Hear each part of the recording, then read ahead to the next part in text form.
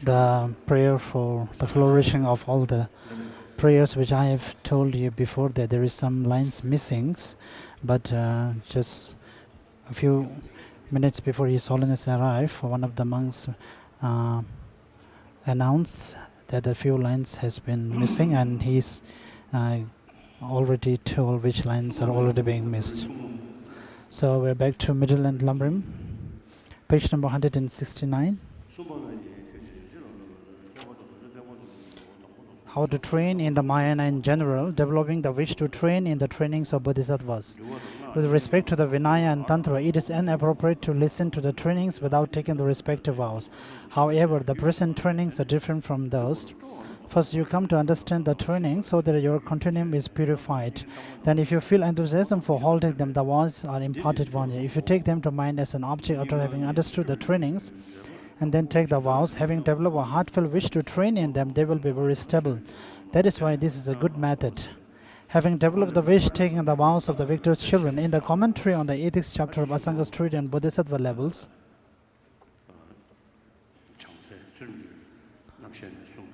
so after this, as it is explained in the Bodhisattva's ground chapter on ethical discipline, so accordingly we have to contemplate. In the commentary on the ethics chapter of Asanga's treatise on Bodhisattva levels, I already extensively settled how to take first the vows, and following that how to guard against the root downfalls and the downfalls that are infractions, and how to restore the vows if they have been degenerated. Therefore, since the vows definitely need to be looked into before they are taken, you should come to understand these points here. Having taken them, the way in which to train in them. This is 3 points what the foundation of the training is, although there are infinite clear divisions. When grouped together by type, all the trainings of Bodhisattvas are contained in the 6 perfections. Therefore, the 6 perfections constitute the great synopsis that condenses all the essential points of the Bodhisattva path. How the training are contained in it, this is 2 parts. The actual meaning, the definite number of the perfections, this is 2 points.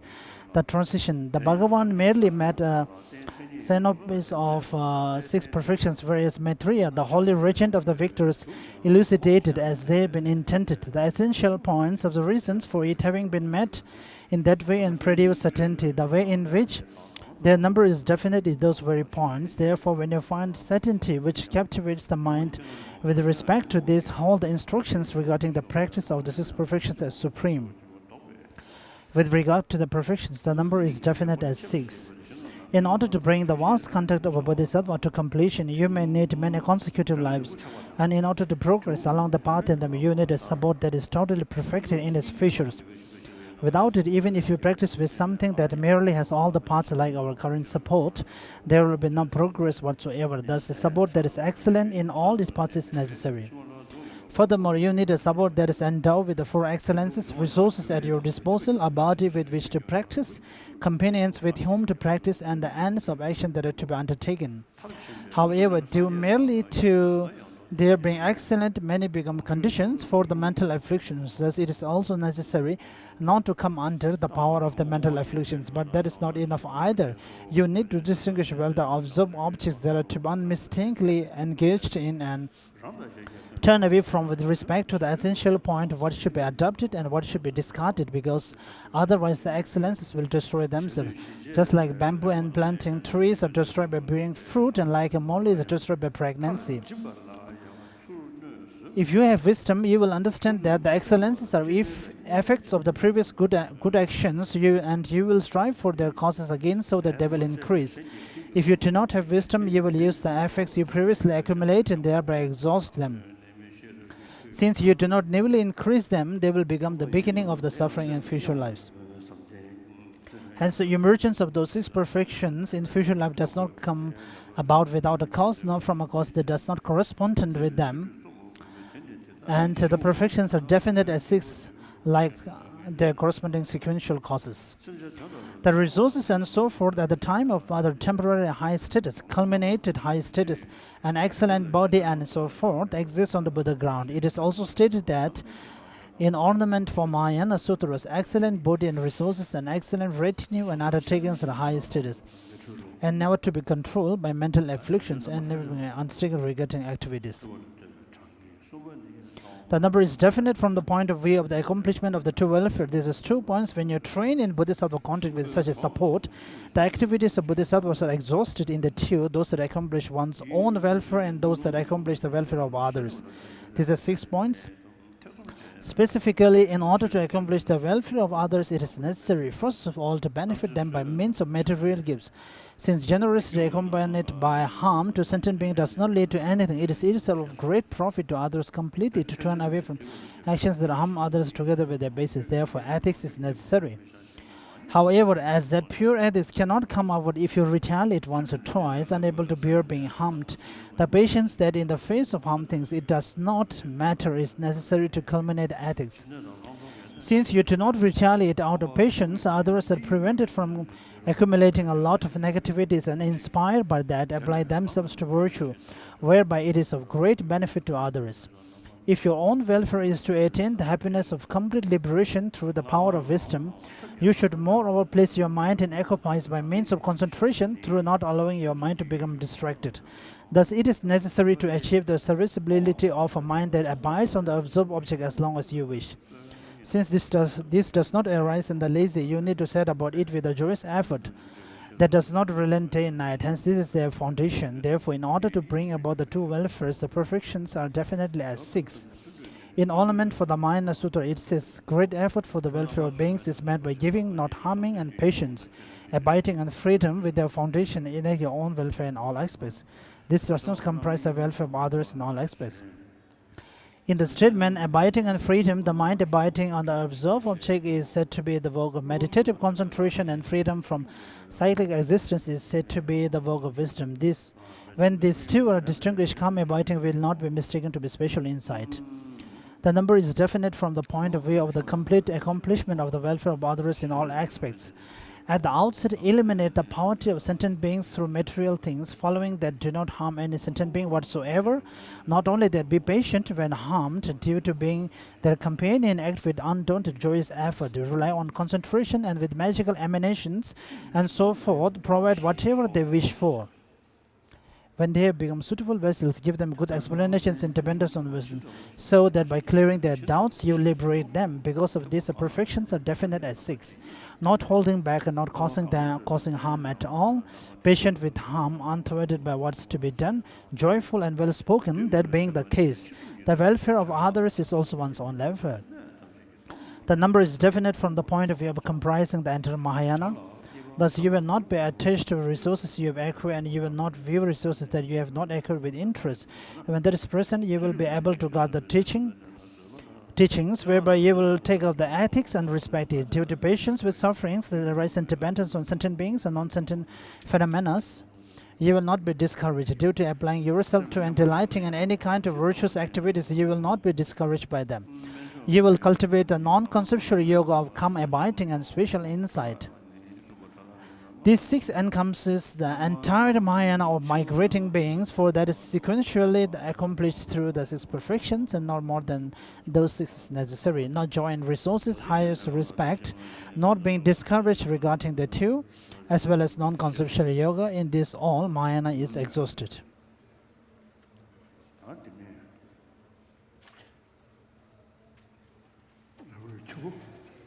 So back to Lamrim Chemo.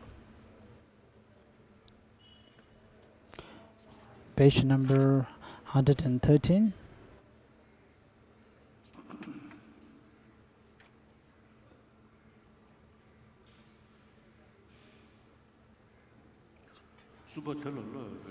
Chapter 9, the perfection of generosity. The process of learning the perfections. The process of learning the perfection has 2 parts. How to train in the Bodhisattva's deeds in general, in particular how to train in the last 2 perfections. How to train in the Bodhisattva deeds in general has 2 parts. Training in the perfections that mature the qualities you will have when you become a Buddha. Training in the 4 ways to gather disciples that have others to mature. Training in the perfections that mature the qualities you will have when you become a Buddha has 4. How to train in the perfection of generosity. How in the perfection of ethical discipline, patience, joyous perseverance, meditative stabilization, and perfection of wisdom. How to train in the perfection of generosity has 4 sections. What generosity is, how to begin the development of generosity, the divisions of generosity, a summary.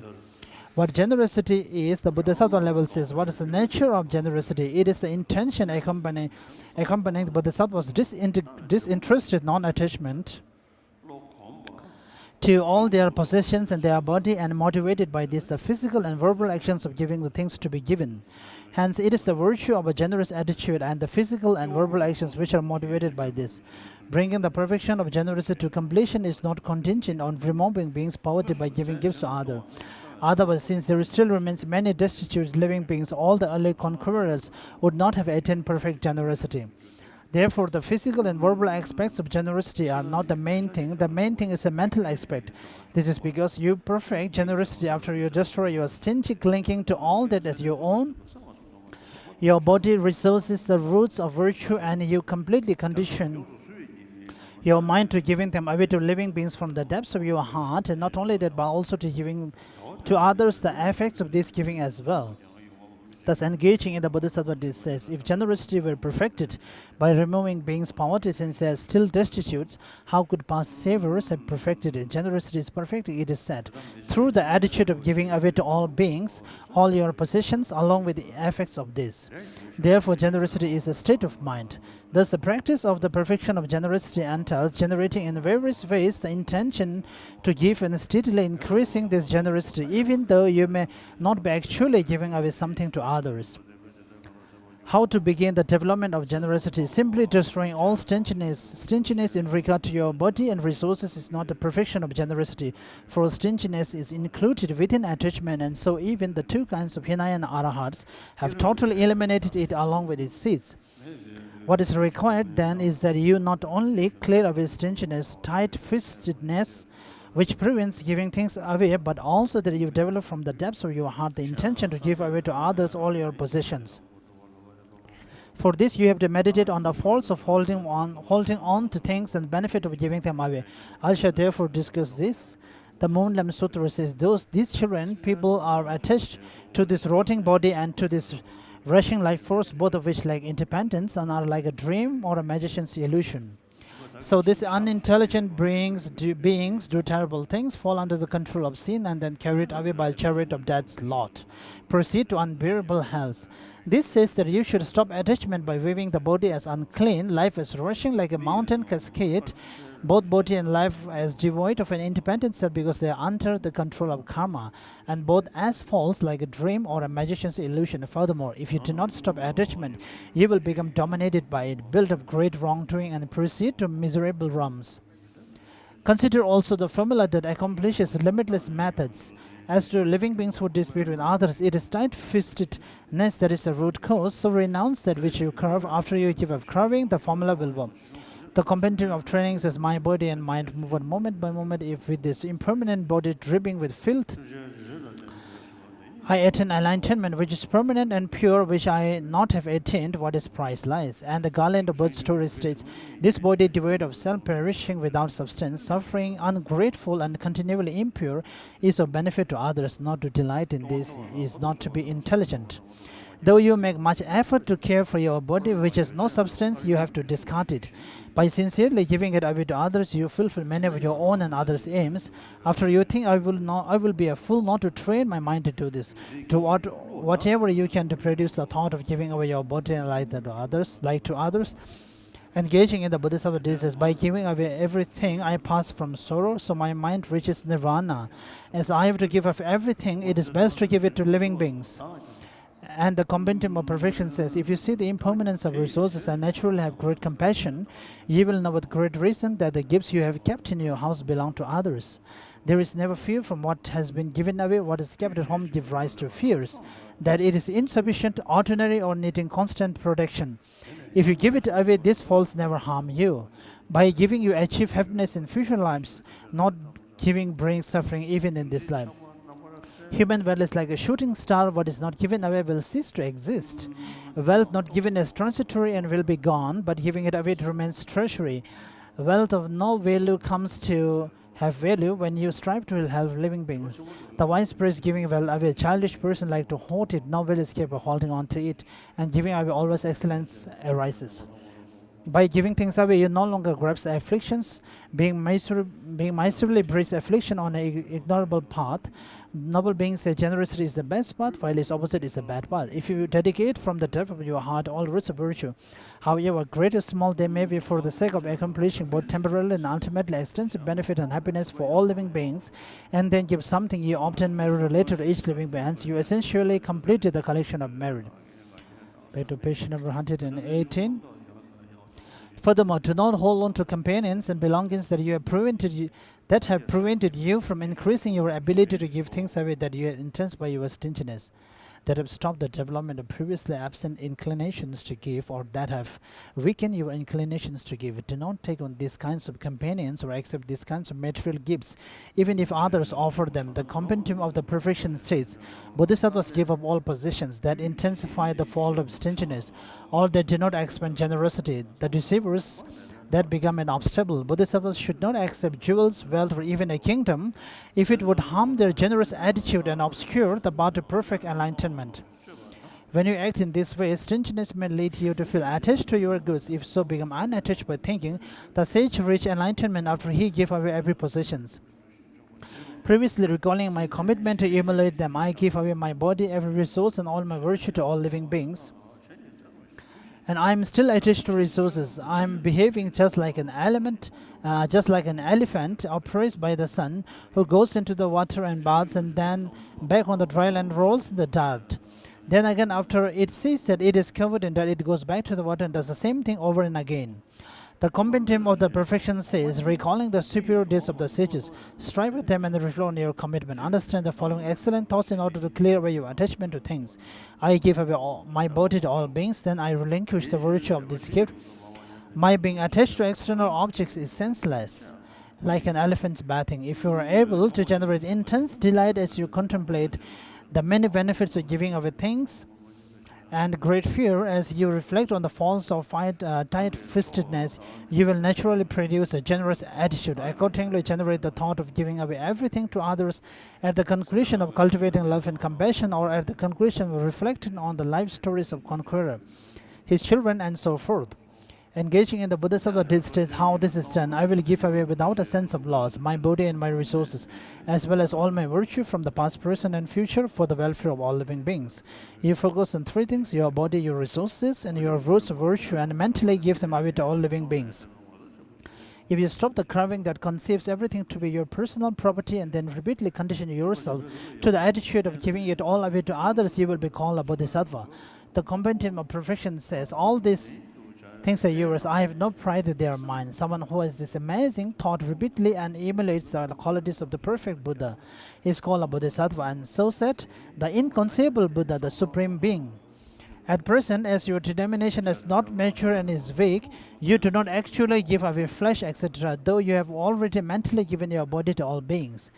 According to the Compendium of Trainings, however, if you do not train in the thought of giving away your body and life, you will not become accustomed to it, and so will remain incapable of giving away your body and life. Therefore, from now on, cultivate this thought.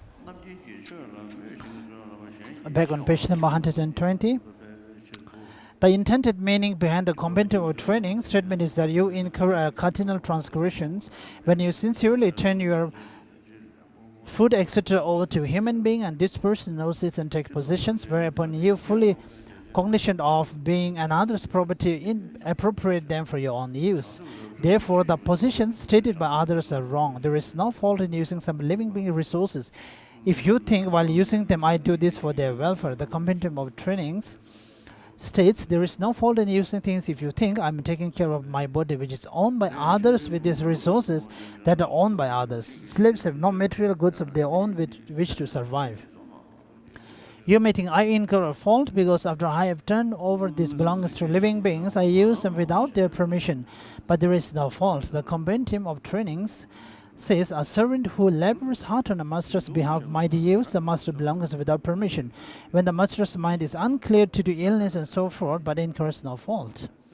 Due to lack of faith and think mentally, giving everything away to living beings while not actually giving it is a tantamount to a lie and therefore is without real substance. The Compendium of Training says some people who are close to a Bodhisattva who practices in this way fail to understand the Bodhisattva's practice accurately and lack faith. This is unwarranted because they are well acquainted with someone who has a great and wonderful spirit of generosity. It is wrong for them to doubt this method. The divisions of generosity. The sections on the divisions of generosity has 3 parts. How everyone should practice this division of generosity relative to particular persons. Division of actual generosity. How everyone should practice it. Asanga's Mayana Compendium states that you practice generosity in association with 6 supremacies. Supreme basis means that you practice generosity based on the spirit of enlightenment. That is, you act after you have been motivated by it. Supreme things means that in general you have all objects that can be given, and even when you are engaged in specific acts of generosity, you do not give up this thought of giving away everything. Supreme aim is when you give things away to all living beings for the sake of their immediate happiness and ultimate benefit. Supreme skill in means is said to be when generosity is imbued with non-conceptual sublime wisdom. Beginning Bodhisattvas should take this to be the wisdom that knows the lack of intrinsic nature in objects. Supreme dedication means that you dedicate the virtue from generosity to complete enlightenment. Supreme purity is when you stop both the afflicted and cognitive obscurations. Haribhatra's long explanation of the perfection of wisdom sutra in 8,000 lines says that you practice generosity with the 6 perfections present. When you are giving the teachings, for example, it is extremely powerful if you practice all 6 perfections. You have ethical discipline when you restrain yourself from the considerations of Sarvakas and Pratikya Buddhas. Patience when you bear any hardships, while you aspire to the qualities of omniscience. When you are patient with abuse from others. Joyous perseverance when you yearn for the ever greater increase of your generosity. Meditative stabilization when you dedicate to complete the enlightenment, the virtue that you cultivate with one-pointed attention unmixed with Hinayana considerations and wisdom when you know that the gift and recipients are like a magician's illusions. The divisions of generosity relating to particular persons. In general, it is said that lay bodhisattvas make gifts of material things and renunciate bodhisattvas make gifts of the teachings. The Bodhisattva vows of liberation says, Shariputra, the renunciate bodhisattvas who teaches just a single 4-line stanza produces much more merit than the lay bodhisattva who makes offerings of Buddha realms filled with jewels, as many in number as sand grains of the river Ganges, to the Tathagatas, the Arahats, the perfectly enlightened Buddhas. Shariputra, the Tathagata does not permit renunciates to make material gifts. The Compendium of Training says the Buddha intended here material gifts that will become a hindrance to study and the like. It is said that renunciates are prohibited from making offerings of material goods that they have worked to obtain, but they must give them away if they obtain many things through the force of their previous merit and without hindering their virtuous activities. Also, Sharava said, I am not talking to you about the benefits you give, I am talking to you about the faults of tight-fistedness. It is displacing news when renunciate harms their ethical disciplines as they strain to the utmost in their search for wealth to give away. Divisions of actual generosity. The presentation of the divisions of actual generosity has 3 points: the gift of the teachings, the gift of fearlessness, material gifts. First, the gift of the teachings is teaching the sublime teaching without making mistakes, teaching the arts and the like, and involving others in upholding the fundamental precepts. The gift of fearlessness is protecting living beings from fear of humans such as kings and robbers, from fear of non-human beings such as lions, tigers, and crocodiles, and from fear of elements such as water and fire. Material gifts are explained in 2 parts. The generosity of actual giving material things has 3 parts. How to give away material things has 4 parts. Recipients of giving, the motivation for giving, how to give things to give. The tens of these, friends and relatives who help you, enemies who harm you, ordinary people who neither harm nor help you, those with good qualities such as ethical discipline, those with flaws such as faulty ethical discipline, those inferior to you, those equal to you, those superior to you, the rich and happy, the miserable and the destitute. The motivation of giving us 2 sections. What kind of motivation is required? Your motivation should have 3 attributes. A focus on purpose, which thinks based on this I will complete the perfection of generosity, a precondition for unexiled enlightenment. A focus on the thing to be given, which thinks from the outset, a bodhisattva gives away all possessions to living beings, so the material goods that I am giving belong to others, and it is as if they are receiving things kept in trust. And a focus on recipient, which thinks since these recipients whether asking for the gifts or not, bring to completion my perfection of generosity. They are my teachers. The compendium of the perfection states, when someone comes to ask for something, bodhisattvas, so as to build up preconditions for complete enlightenment, consider what they have as belonging to others, give it as from a trust, and consider the person their teacher.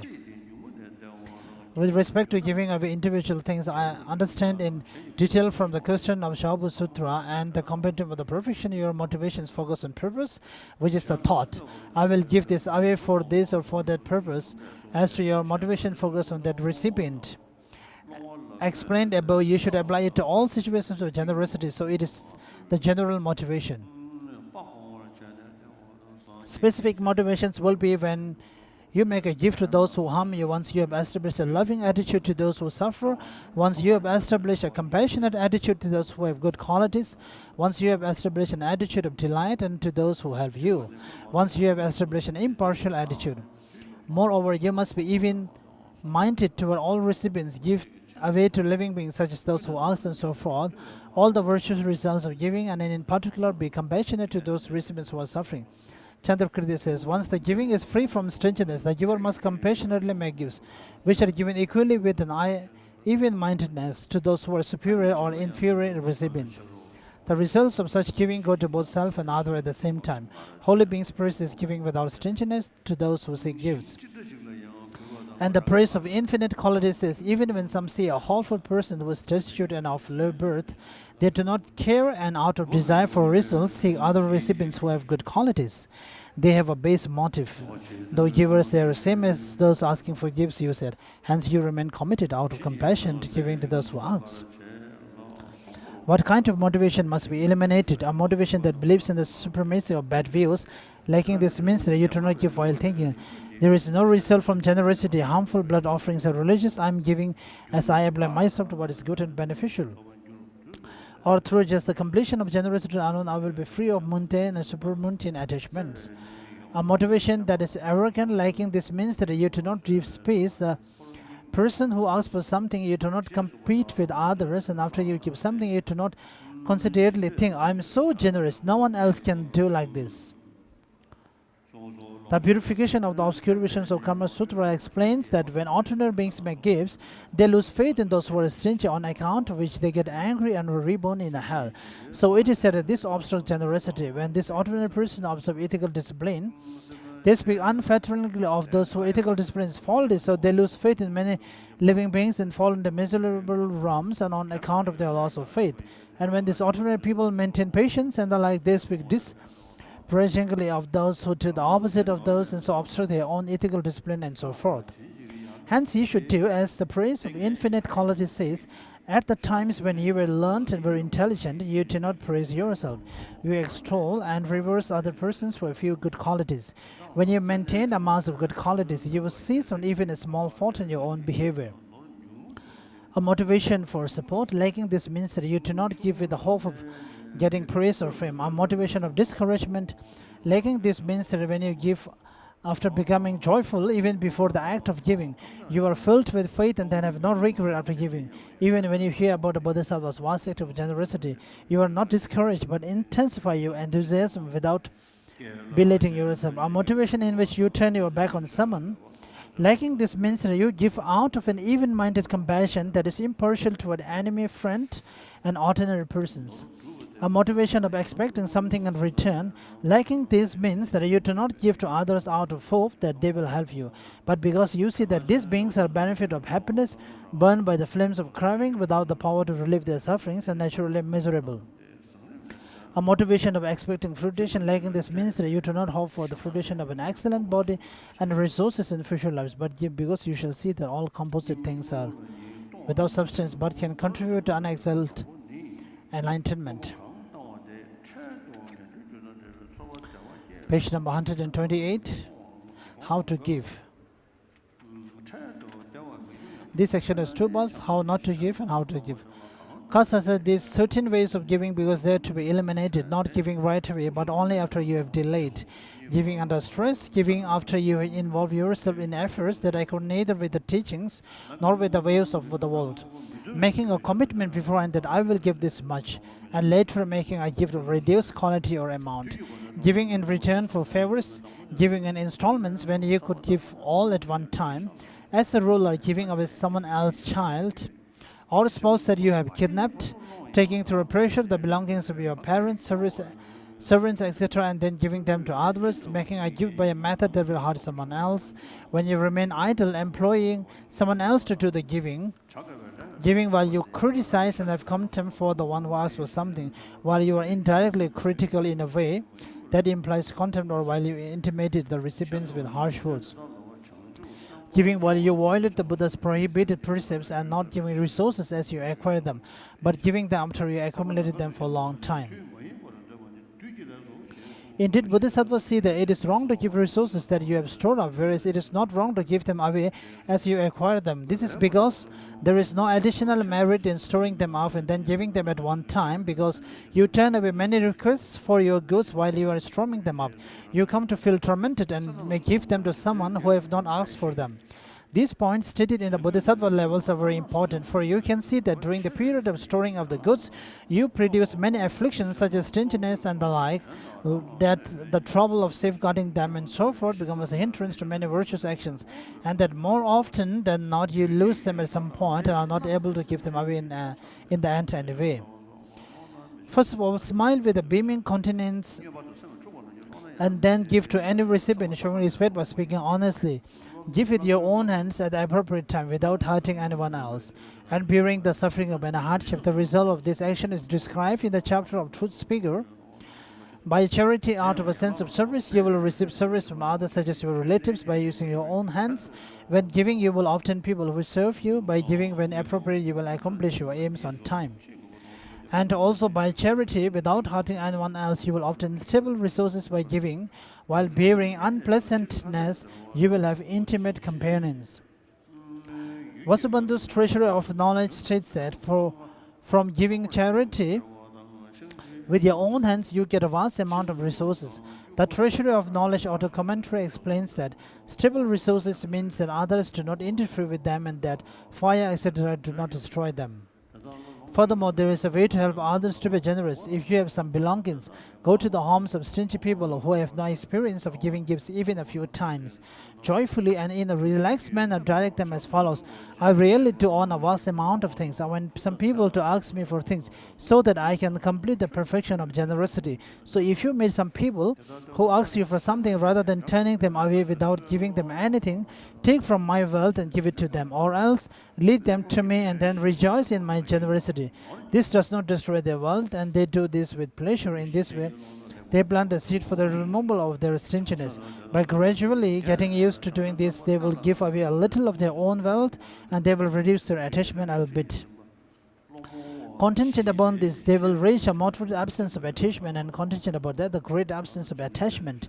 In like fashion, by give belongings to your abbot, masters, students, and friends who have a lot of attachment are incapable of giving, and to those who are not like that but have no belongings, and then cause them to make offerings to the three jewels rather than doing it yourself. By doing this, you produce a great deal of personal merit. It pacifies the afflictions of some, fulfills the desire to practice the teaching in others, gather beings around you, and cause them to mature. Similarly, if you have no belongings, you may build up wealth through a craft or a job and then give it away. Or else you may tell others a religious story in which even the poor or miserly wish to give. Alternately, send those reduced begging to the house of rich persons who have faith, and go there yourself to assist in giving of gifts to the extent that you are able. Also, as you sought through the material goods for charity, give the better first and give away completely all the goods presented for charity. Things to give. The explanation of things to give is two parts.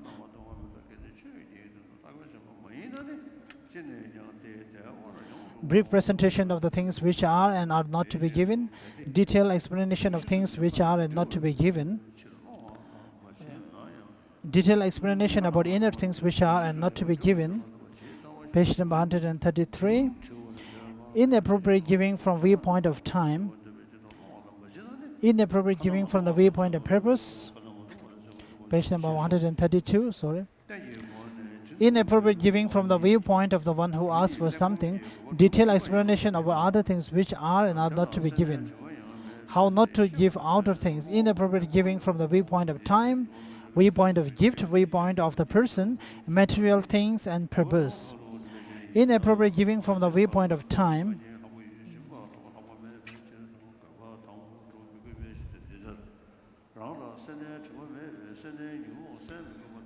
Inappropriate giving from the viewpoint of persons, page number 134. Inappropriate giving from the viewpoint of the person is, for instance, giving away a text to someone who asks for it while you have a desire to understand it. You still have not achieved the purpose of the text but are free from defilement of the stinginess about it. Why this is inappropriate giving is as follows. Generosity, such as this giving out of teaching, is for the sake of any of three purposes: removal of your stinginess, completion of your vast collection of sublime wisdom, and fulfilling the vast aims of others. Given this, if you do not give the text, the later two purposes remain available to you, whereas if you give it, they are not available to you. You do not need to accomplish the first purpose, for in this case you do not have the defilement of stinginess, so it is not necessary to remove this affliction.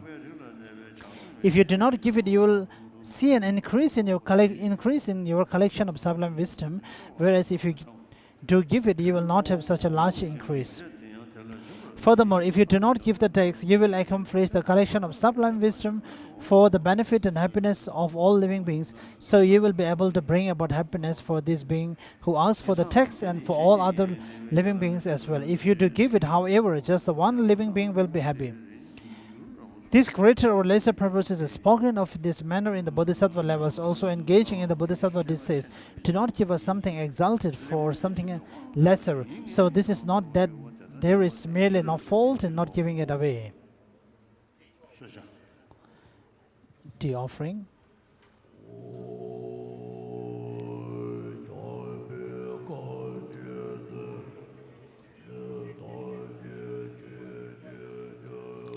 The tea offering is for the great protector Namjen Choge.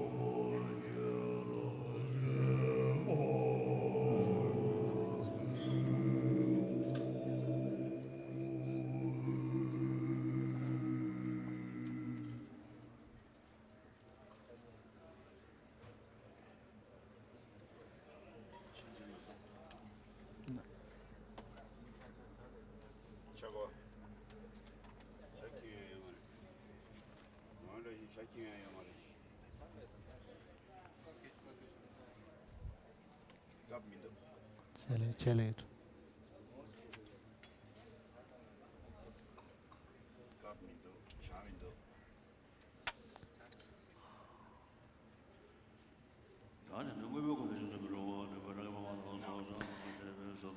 Page number 135. Inappropriate giving from the viewpoint of material things. Inappropriate giving from the viewpoint of material thing is, for example, giving gifts such as your parents, food and drink that are bugs, a child, wife, servant, etc., whom you have not told, or even if told, does not want to be given away, or a child or four persons of the sort who have become accustomed to comfort. Though it is said that you should not give your child, wife, etc., to for solicitude, I have included them here among material things because the gift from material thing is from the form of generosity that is emphasized the most. The Bodhisattva level's compendium of determination says that even if you do not satisfy your request for your three kinds of religious robes and any extra belongings other than those which the Buddha has permitted renunciate to own, you incur no fault if you do not have a stingy attitude toward them. And if they are requisite to your cultivation of virtue, as it says, if renunciate bodhisattvas give for extra belongings robes other than their three kinds of religious robes that are permitted by Buddha are resources for their bodies and are conducive to maintaining their comfort, and do so after they have looked carefully at the persons who want them and ask for them. They do not incur a misdeed. Even if they do not give them away, they incur no misdeed at all, as long as they are not giving is for the purpose of their cultivation of virtue and they do not have attachment to them.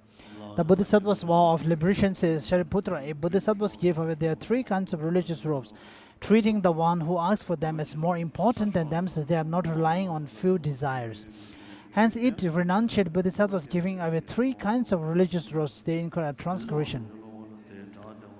Inappropriate giving from the viewpoint of purpose is, for instance, when you fulfill a request for poison, weapons, fire, or alcohol, which is for harming either yourself or others. When you make a request for things to play with and enjoy, but which are associated with the prohibitive risks, accumulating the causes for taking a miserable rebirth. Or when you satisfy a request for as a request to learn about pits, traps, and so forth for the sake of hurting living beings. This means that it is inappropriate even to give instructions about these things for the sake of bringing harm to the lives and resources of beings. Other examples are giving land or bodies of water when they are requested for the sake of harming beings that inhabited water or dry areas, giving political authority over these or other places for the sake of bringing harm to the human inhabitants, or when asked for such things by somebody whom you dislike, giving them instead to an enemy of that person. How to give outer things? You must give outer things if the timing is not prohibited by the teacher with respect to the recipient, and if giving the gift to this person is appropriate and suitable. Moreover, if you as the giver or a person opposite to that explained above and are stingy with regard to a text, you must give it to a person who asks for it and who wishes to understand it, even though you may not have finalized using it. This is to say, if you have a second copy, you give that, and if you do not have, and you should give the cost of having it copied out. If you do not, you should give the cost of having it copied out. If you do not have the money, you should definitely give the text away, thinking, though by giving this away I may be stupid in this life, it is all right, I will not unconscious in my stinginess. As to material things, you should give everything except those things listed above. If you are a ruler and someone asks for other children, wives, and so on, it is inappropriate to meet the request by separating each from their families, but you can give them as a whole together with the family dwelling and the like. Likewise, I must make requests for things to play with that do not become a cause of taking a miserable rebirth, traps, etc., that do not hurt others, dry or wet places inhabited by living beings where no harm will come to the beings, and food and drink which do not have any bugs. You should give even poison, weapons, fire, alcohol if people ask for them in order to benefit themselves for others.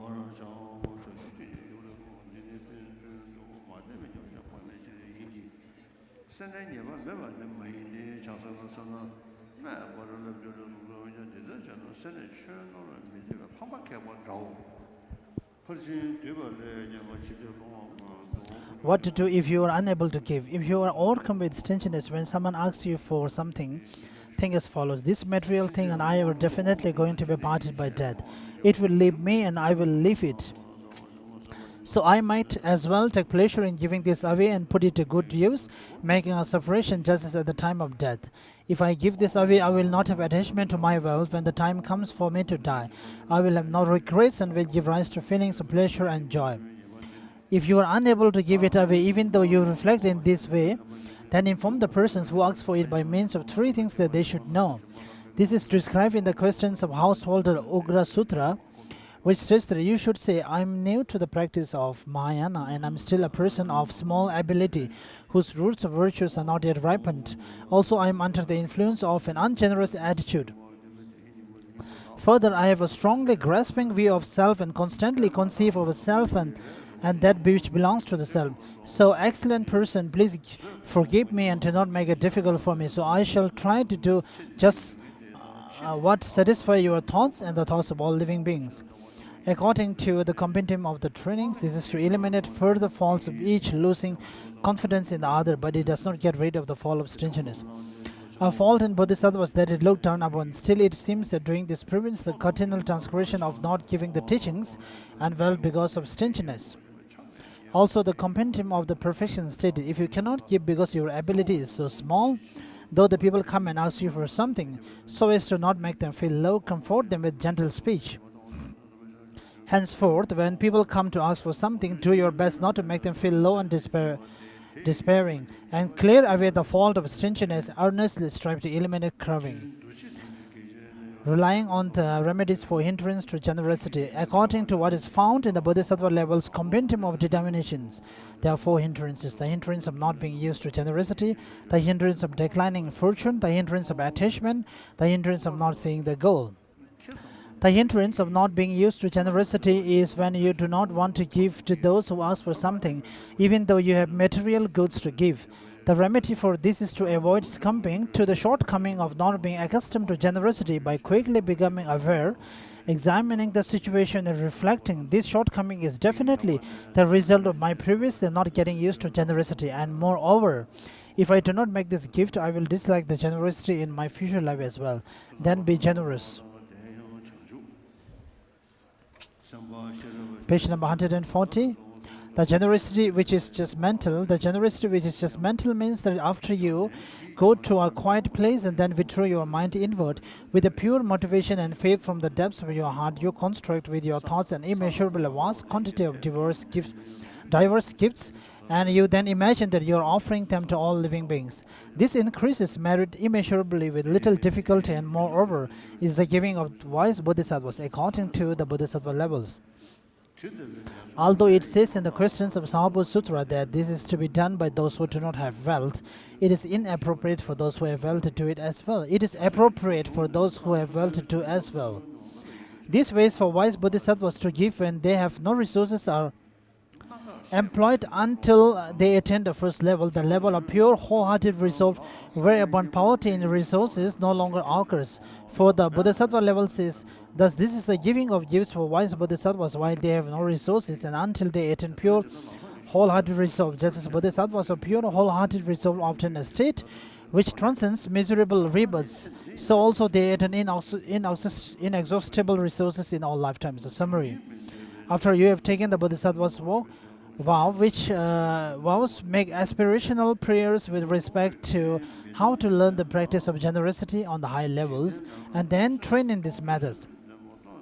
Understand and learn what is permitted and prohibited with respect to the methods of giving gifts that you can engage in right away as explained above. In particular, one must rely on the remedies to stringiness with respect to your body resources and the roots of virtue. This is the excellent key point that sums up the meaning of the questions of Sarvabhuta Sutra. Back to middle length Lamrim.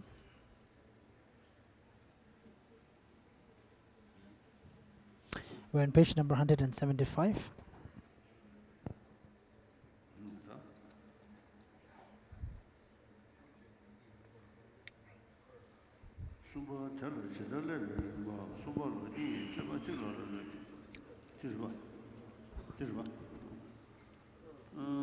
Page number 175. Training in the perfections that ripen one's own Buddha qualities. How to train in generosity, ethics, patience, effort, concentration, and wisdom. How to train in generosity has 2 points. The entity of generosity is a virtuous intention to give, and the actions of body and speech motivated by it. It is the intention at the time the body and speech engages in generosity. The completion of the perfection of generosity does not depend on having eliminated the poverty of migrating beings by giving away to other substance to be given. Rather, it becomes the perfection of generosity through destroying the grasping of miserliness and thoroughly completing one's familiarization with the mind of giving to others along the effects of giving. Subdivision. This is 2 points. Subdivisions from the point of view of individual support. In Bodhisattva's vows of liberation, it is taught that generosity of material things is generally practiced by lay bodhisattvas, whereas ordained bodhisattvas should practice the generosity of Dhamma rather than generosity of material gifts. Moreover, in the compendium of trainings, intending that which interrupts studies and so forth, it says that the giving of gifts by ordained having worked for the sake of material things is prohibited. However, if they obtain them in plenty through the power of previous merits without harm to their virtuous activities, they should give material things. Sharava also said, to you I will not talk about the benefits of giving, but I will talk about the disadvantages of grasping. This is the talk of one who was not pleased that the ordained way giving gifts, having toiled to obtain and accumulate wealth and often damage their ethics. The generosity of the Dharma is to unmistakably teach the holy Dharma, to teach properly without mistakes the wrongly aims of actions such as crimes and so forth, and to make others engage in upholding the basis of the trainings. The generosity of fearlessness is to thoroughly protect others from the fear of humans such as kings, bandits and so forth, from fear of non-humans such as lions, tigers and so forth, and the fear of elements such as water, fire and so forth.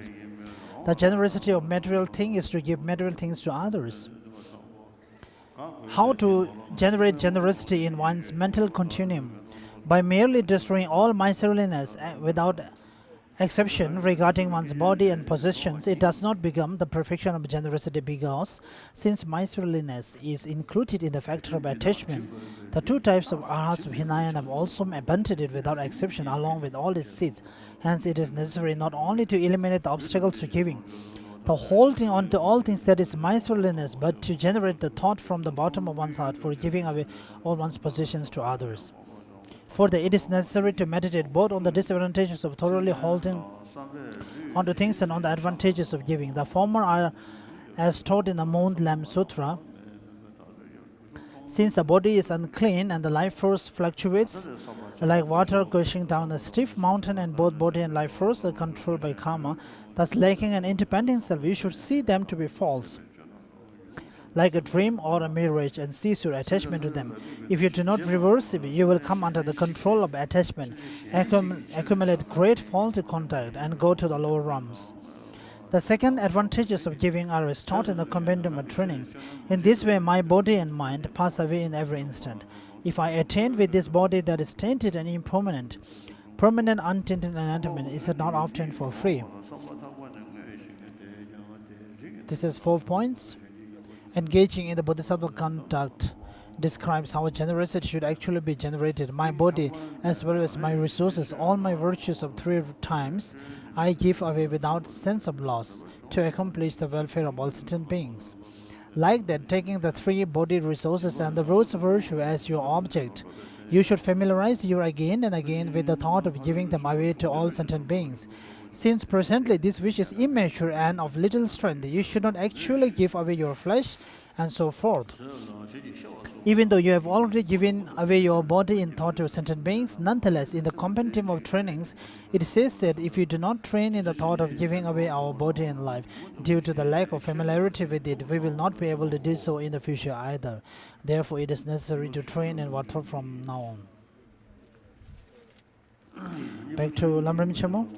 Page number 142, the perfection of ethical discipline. How to train in the perfection of ethical discipline has 5 parts. What ethical discipline is? Ethical discipline is an attitude of abstention that turns your mind away from harming others and from the sources of such harming. Therefore, you bring about the perfection of ethical discipline by progressively increasing your habituation to this attitude until you reach completion. However, it is not the case that you bring the perfection of ethical discipline to completion in the external world by establishing beings in a state free of all harm. Otherwise, since there are still living beings who are not free from harm, the conquerors who sit in the past will observably not have completed the perfection of the ethical discipline and would therefore also not be able to guide these beings to freedom from harm. Hence, whether all living beings in the external world are freed or not freed from harm makes no difference in this context. The practice of ethical discipline is just habituation within your own mind to the attitude of abstention which turns away from harm to these beings. Engage in the Bodhisattva discourse. Where can beings such as fish be sent, where they will not be killed? So it is said that by attaining an attitude of abstention, you perfect ethical discipline. Although ethical discipline does have 3 divisions. It is explained in this context as the attitude of abstention in terms of ethical discipline of restraint, the principal division. Moreover, in terms that include motivation, it is the 10 abstention that eliminate the 10 non-virtues, and in terms of what in reality is, it is 7 abstention which are the nature of the actions of the body and speech that abstain from 7 non-virtues. Chandrakri's explanation of the Middle Commentary says, it is called ethical discipline because it does not acquiesce in the afflictions, because it allows no sins to arise, because it is coolness, since it quells the fire of regret, because it is that upon which the excellent relies, since it is a cause of happiness. Moreover, it is characterized by 7 abstentions. These are motivated by 3 qualities: non-attachment, non-hostility, and correct view. Therefore, ethical discipline is explained as the 10 paths of action in terms that include motivation. How to begin the cultivation of ethical discipline? As a person who generates the spirit of enlightenment has then promises to train in the Bodhisattva states, you have promised to endow all living beings with the ornament of ethical discipline of the perfect Buddhas. Therefore, you must accomplish the aims of all beings. In this regard, you must first develop the strength of your own pure ethical discipline, for if your own ethical discipline is impure and degenerate, you will fall to a miserable rebirth and will therefore not even achieve your own welfare, never mind the welfare of others. Hence, once you begin working for the welfare of others, value highly your ethical discipline. You need to sharply focus on safeguarding it and restraining your behavior. Do not be lax. The compendium of the perfection states, those who strive to endow these beings with the ornament of the perfect Buddhas and ethical discipline initially purify their own ethical discipline. With pure ethical discipline, they develop powerful strength. And also, if you cannot achieve your own welfare with faulty ethical discipline, where will you get strength for the welfare of others? Therefore, those who strive for others' welfare do not relax their devotion to this. Moreover, such pure ethical discipline is based on the practice of what to adopt and what to cast aside.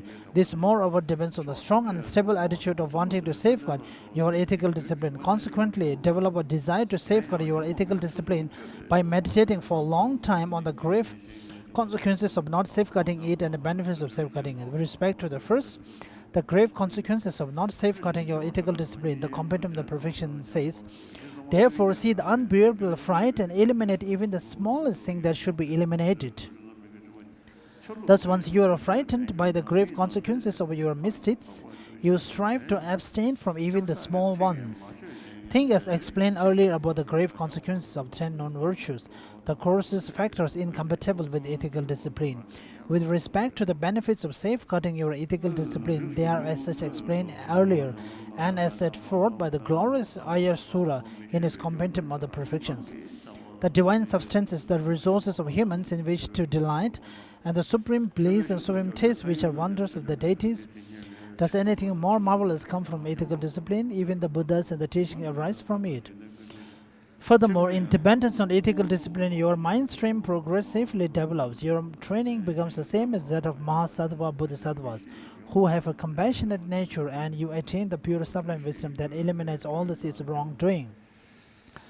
When worldly ornaments adorn the very young or very old, they make this person seem ridiculous and are therefore ugly. Make no matter. But no matter who has the ornament of ethical discipline, old, young, or in between, it delights everyone. Thus, it is the best of ornaments. The pleasant fragrance of ethical discipline's goodness spreads in all directions, whereas other pleasant fragrances must follow the direction of wind and are thus limited. A lotion scented of sandalwood which relieves the torment of heat is prohibited for renunciates, but a lotion which protects against the torturous heat of affliction is not prohibited and is appropriate for them.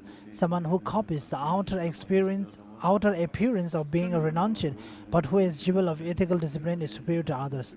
The compendium of perfection states, ethical discipline is the path of special attainment, achieves equality with those of compassionate nature, and has the highest nature of pure sublime wisdom. Free of flaws, it is called the best of ornaments. It is a pleasant fragrance throughout 3 realms, and a lotion not prohibited for renunciate. Even those who copy appropriate attire, if they have ethical discipline, will be superior to other human beings.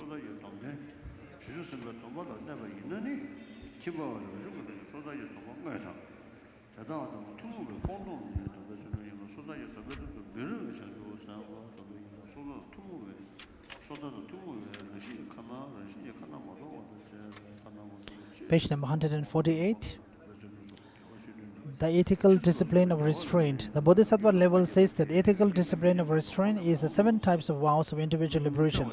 Thus, given that there is those who have taken vows of individual liberation and are also keeping the Bodhisattva vows, the ethical discipline of restraint is either the actual vows of individual liberation for the group of either lay persons or renunciates, or it is a practice of restraint and by abstention that will be associated with those actual vows. Also, given that there are those who have taken the Bodhisattva vows who are unsuited to be recipients of the vows of individual liberation, the ethical discipline of restraint is the practice of restraint and abstention that gives of anything that is wrong by nature or anything that is wrong by prohibition that will be associated with the vows of individual liberation. The ethical discipline of gathering virtue. The ethical discipline of gathering virtue means that you focus on virtues such as 6 perfections, and then develop the virtues that you have not developed in your mind. Do not spoil the ones that you have already developed, and increase both of these ever further. The ethical discipline of acting for the welfare of living being means that you focus on the welfare of 11 sorts of living beings, and then accomplish their aims in this and future lives in a suitable manner without wrongdoing. Since I have already detailed this in my basic path to awakening, you should definitely read that over and over again. Therefore, since the rules of the vows of individual liberation are one aspect of the precepts for renunciates who have taken the Bodhisattva vows, they are not set apart from the precepts for Bodhisattvas. Also, within the three divisions of ethical discipline, the ethical discipline of restraint, the actual rules of the individual liberation vows, or the practice of engaging and what is to be adopted and rejecting what is to be cast aside that will be associated with these views, is initially very important even for Bodhisattvas so trained in this. The Bodhisattva levels compendium of determination states among the three aspects of ethical discipline. The ethical discipline of restraint includes and reaches to the other two.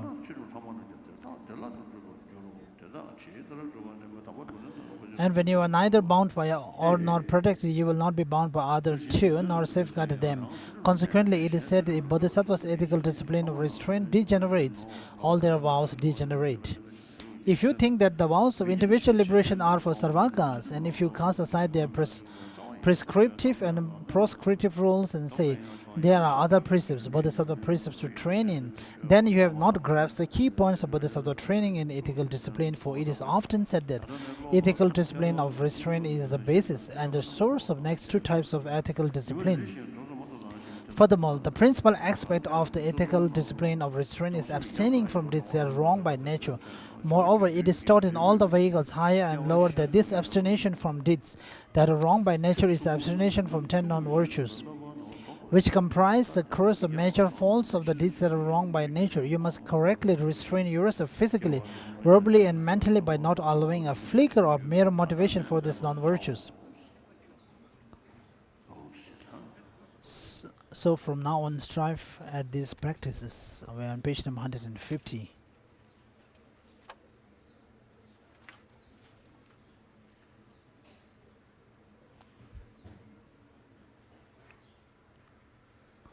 Back to Midland Lumrim, page number 178.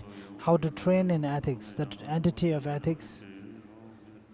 Ethics is the mind of abandonment, that is, the mind turned away from harming others together with basis. This is mainly from the point of view of the ethics of restraint. Through thoroughly completing the familiarity with this mind, more and more it becomes the perfection of ethics. It is not that you externally establish all sentient beings in freedom from all harm without exception. In engaging in Bodhisattva conduct, it says, achieving the mind of abandonment is taught as perfection of ethics. It has 3 points. The ethics of restraint, from the point of view, is being accompanied by our motivation, is the 10 abandonments that abandon the 10 non-virtues. From the point of view of its entity, it is the 7 abandonments of body and speech that abandon the 7 non-virtues. This is the intention of Bodhisattva levels in stating that ethics of restraint in the continuum of Bodhisattva is the 7 types of the vows of individual liberation. When this possessing the vows of individual liberation possess the Bodhisattva vows, the ethics of restraint is the actual vows of individual liberation of the class of laity, or the 14 and the abandonments and the vows that are common to them in their continuum.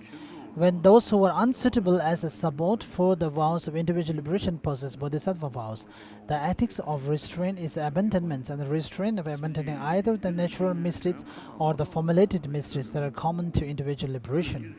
Although the vows of individual liberation in the continuum of a Bodhisattva are vows of ethics in the continuum of Bodhisattva, they are not actual Bodhisattva vows, whereas the rest have a common basis with the Bodhisattva vows. The ethics of gathering virtuous qualities is to observe virtues such as the 6 perfections and to generate that which has not yet arisen in one's own continuum, to not degenerate that which has arisen and to increase it more and more. The ethics of bringing about the welfare of sentient being is to accomplish the welfare of sentient being in these and future lives through the ethics without any mysteries as appropriate. Pure ethics depends on practicing what should be engaged in and countered according to the formulated rules of the Buddha. Furthermore, it follows the strong and firm wish to guard ethics. For it to arise, you must meditate for a long time on the disadvantages of not guarding it and the advantages of guarding it. This was explained above in the context of intermediate beings. Moreover, in the Compendium of Perfection, it also says, you cannot attain your own with degenerate discipline, so where will you get the power of others' welfare? Therefore, it is inappropriate, so strive well for others' welfare to loosen your respect for it, and this is the special path of attainment. Accomplish it like the natural compassionate. It is of the excellent nature of pure wisdom. Free from errors is called the best of ornaments. Pleasant fragrance, fragrance guarded in all three realms. It is a balm not at odds with ordination. Those who are ethically disciplined, though conforming outwardly, it will be nobles who among humans. This says that in dependence on ethics, your mental continuum improves more and more. You become similar in training to the great beings who are naturally compassionate, who attain the pure exalted wisdom that is abandoned all seeds of faulty conduct, although other ornaments do not beautify the very young or very old. The ornament of ethics is the supreme ornament for whoever possesses it, whether young, old, or in between, since it pleases everyone.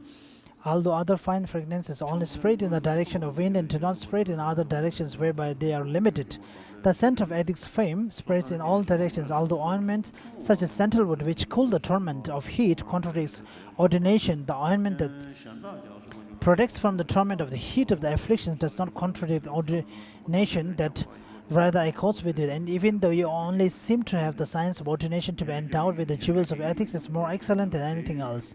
Again from the same text, without expressing a word, without much effort, resources and services needed for practice together, the world boasts love without intimidation, power and wealth again without effort and work. Although this lineage may be unworthy of mention, although he did not help or benefit them, all beings, including the ones he never knew, bow to a being endowed with ethics. Even the dust made auspicious by his feet is raised to the head for his sanctity. Gods and humans prostrate, so it touches their heads and carry it elsewhere. Thus, one should think about the advantages as expressed here. This is 3 points. Although there are 3 kinds of ethics, the ethics of restraint, practicing the engagement and avoidance, concerning the formulated rules of individual liberation or what is common to them, is itself important for bodhisattvas in the beginning.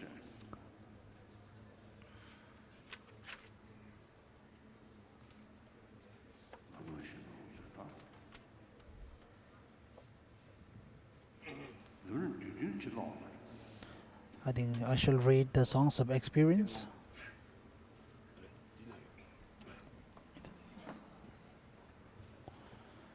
The shortest version of Lamrim.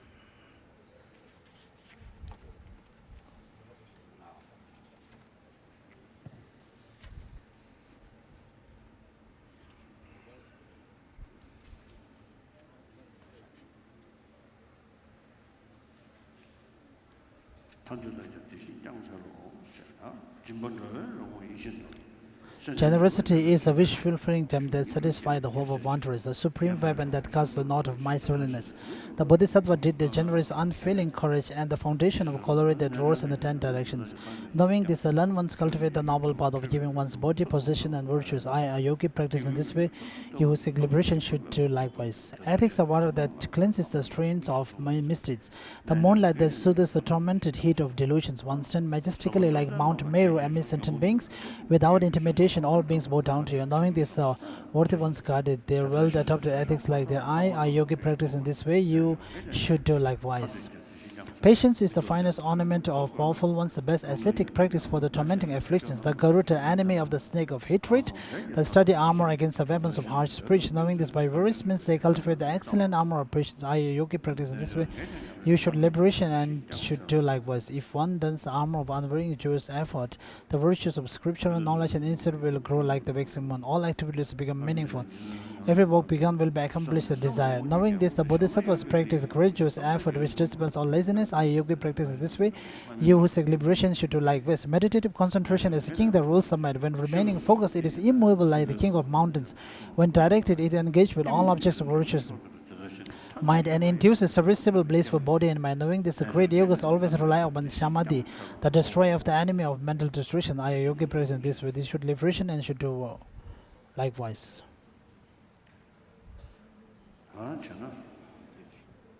Wisdom is eye through which to see profound reality, the path that eliminates the root of samsara, the treasury of virtuous praise and all the scriptures, renowned as the excellent lamp that dispels the darkness of ignorance. Knowing this, a learned one who seeks liberation dedicate every effort to generate the path. I, a yogi, practice in this way. You who seek liberation should do likewise. The perfection of patience, back to Lama Rinpoche. We're in page number 151. How to train in the perfection of patience, have 5. The explanation of how to train in the perfection of patience have 5 parts. The patient is how to begin the cultivation, the division, how to practice, and a summary. Patience is disregarding harm done to you, accepting the suffering arising in your mind stream, and being certain about the teachings and firmly maintaining belief in them. There are 3 sets of factors incompatible with this. For the first, hostility; for the second, hostility and loss of courage; and for the third, disbelief and dislike. Perfecting patience means that you simply complete your conditioning to a state of mind wherein you have stopped your anger and the like. It is not contingent upon all living beings become free from undisciplined conduct, because you will not be able to bring this about, and because you accomplish your purpose just by disciplining your own mind, engaging in the Bodhisattva districts. Undisciplined persons are as limitless as space. You could never overcome them. If you conquer the single mental state of anger, it is like vanquishing all your enemies. Where could you get enough leather to cover the entire surface of the earth? Wearing just a leather with your sandals is just covering all the earth. Similarly, I cannot change external things, but when I can change my state of mind, why do I need to change anything else? How to begin the cultivation of patience. Although there are many ways to cultivate patience, to begin I will explain the meditation of the benefits of patience and the faults of not being patient. The benefits are set forth in the Bodhisattva levels. Initially, Bodhisattvas consider the benefits of patience. They think persons who have patience will not have many enemies later on, but will have many separations from those to whom they are close. They will have much happiness and contentment. They will have no regret at all at the time of death.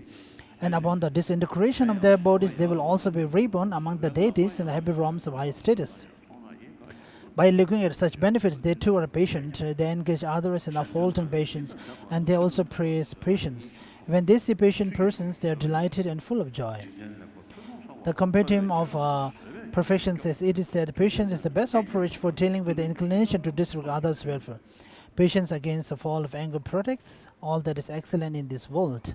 Patience is the best ornament of the powerful, the greatest strength for those who practice asceticism, and a stream of water on the wildfire of malice. Patience clears Macham, and the arrow of undisciplined people's words are dulled by a superior being's armor of patience. These unruly people then give pleasant flower of praise, which become attractive garlands of fame. And also patience is also the craftsman that creates a Buddha's embodiment of form, adorned with the beautiful signs of good qualities. Thus, Arya Sura praises patience by way of its many benefits. It stops you from turning away from others' welfare on account of living beings' misperceptions. It protects you from anger, the enemy that destroys many roots of the virtue. It is a captivating ornament because it endures the harm of those of little power. It is the excellent strength of ascetics who are tormented by the afflictions. It is a stream of water that extinguishes the wildfire of malice. It is armor that cannot be pierced by the arrows of undisciplined persons' misperceptions. It is the skilled artisan who creates a fine form of golden color that captivates the eye and minds of beings. Furthermore, engaging in the Bodhisattva deed states, whoever works hard and overcomes anger is happy in this and future lives. When you rely on patience continually, you do not spoil your joyful attitude, so you are always happy even in this life. Moreover, patience stops miserable rebirths in future lives, gives spiritual rebirths in happy realms, and ultimately bestows certain goods, so you are utterly happy in this and future lives.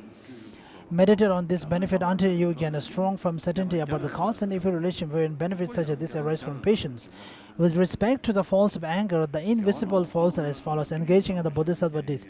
Any good deeds such as generosity in worshipping the Sugadas you have collected over 1,000 eons are all destroyed in one moment of anger. Arya Surya formulated this exactly as represented engaging in the Bodhisattva deeds. The play of Manjushri Sutra mentions the destruction of virtue accumulated over 100 eons, and also Chandrakriti's commentary on the middle way says that the virtue accumulated over 100 eons of conditioning to the perfections of generosity and ethical discipline is destroyed even by the generation of just a momentary angry thought concerning who or what the recipient of such destructive anger must be. Some say that it must be bodhisattvas, while others assert that it is the recipients in general. The former echoes the statement in the commentary on Middle Way. Therefore, a moment's anger towards a concurrent child will destroy the virtue arising from generosity and ethical discipline accumulated over 100 eons. With respect to the person who gets angry, Chandrakriti's explanation of the Middle Way commentary says that if anger even by bodhisattvas destroy their roots of virtue, it goes without saying that the anger of non-bodhisattvas towards bodhisattva does. Regardless of whether the recipient of the anger is ascertained to be a bodhisattva or whether the perceived faults that cause the anger are real, the destruction of virtue is said nonetheless to be just as explained above. In general, for there to be destruction of the root of virtue, it is not required that the anger be toward bodhisattvas. The commentary of training says the text of Arya Sarvativadin also says the Bhagavan said, monks consider a monk who make a full prostration to a stupa that contains a Buddha's hair and nails and who has an attitude of faith, so be it reverent. This monk will experience reigns as a universal monarch 1,000 times the number of grains of sand 84,000 leagues under the ground. His prostrate body covers down to the depths of gold that supports the earth.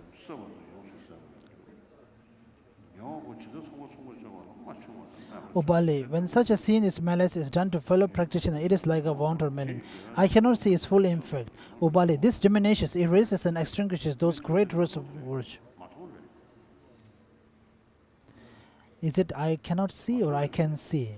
So His Holiness is just confirming.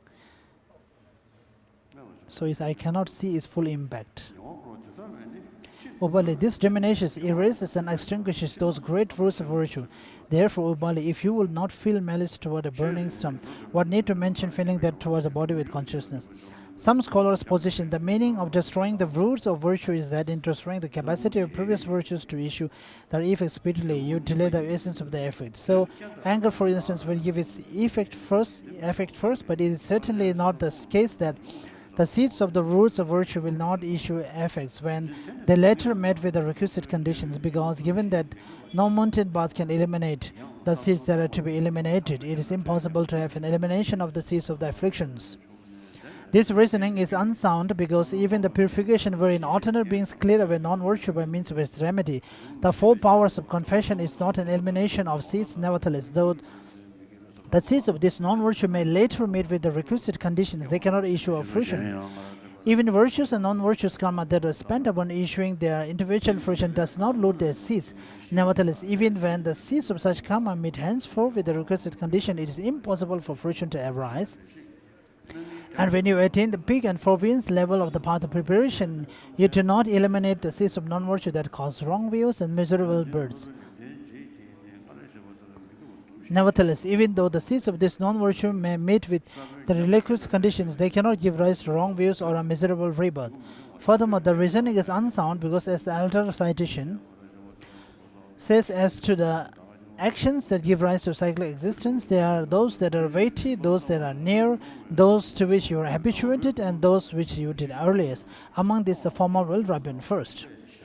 Any virtuous or non-virtuous actions that comes to fruition does not temporarily stop the opportunity for the fruition of another action.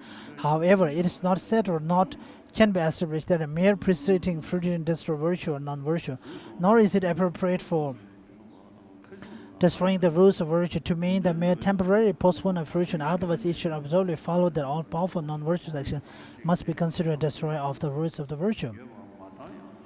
Therefore, concerning this, the Master Baba Viveka states that in the case of both the purification of non-virtue by the four powers of confession and the destruction of roots of virtue by wrong views and malice, the seeds of the virtue and non-virtue cannot give rise to effect, even though they may later meet with the requisite conditions, such as spoiled seeds will not give rise to sprouts, even though they may meet with requisite conditions.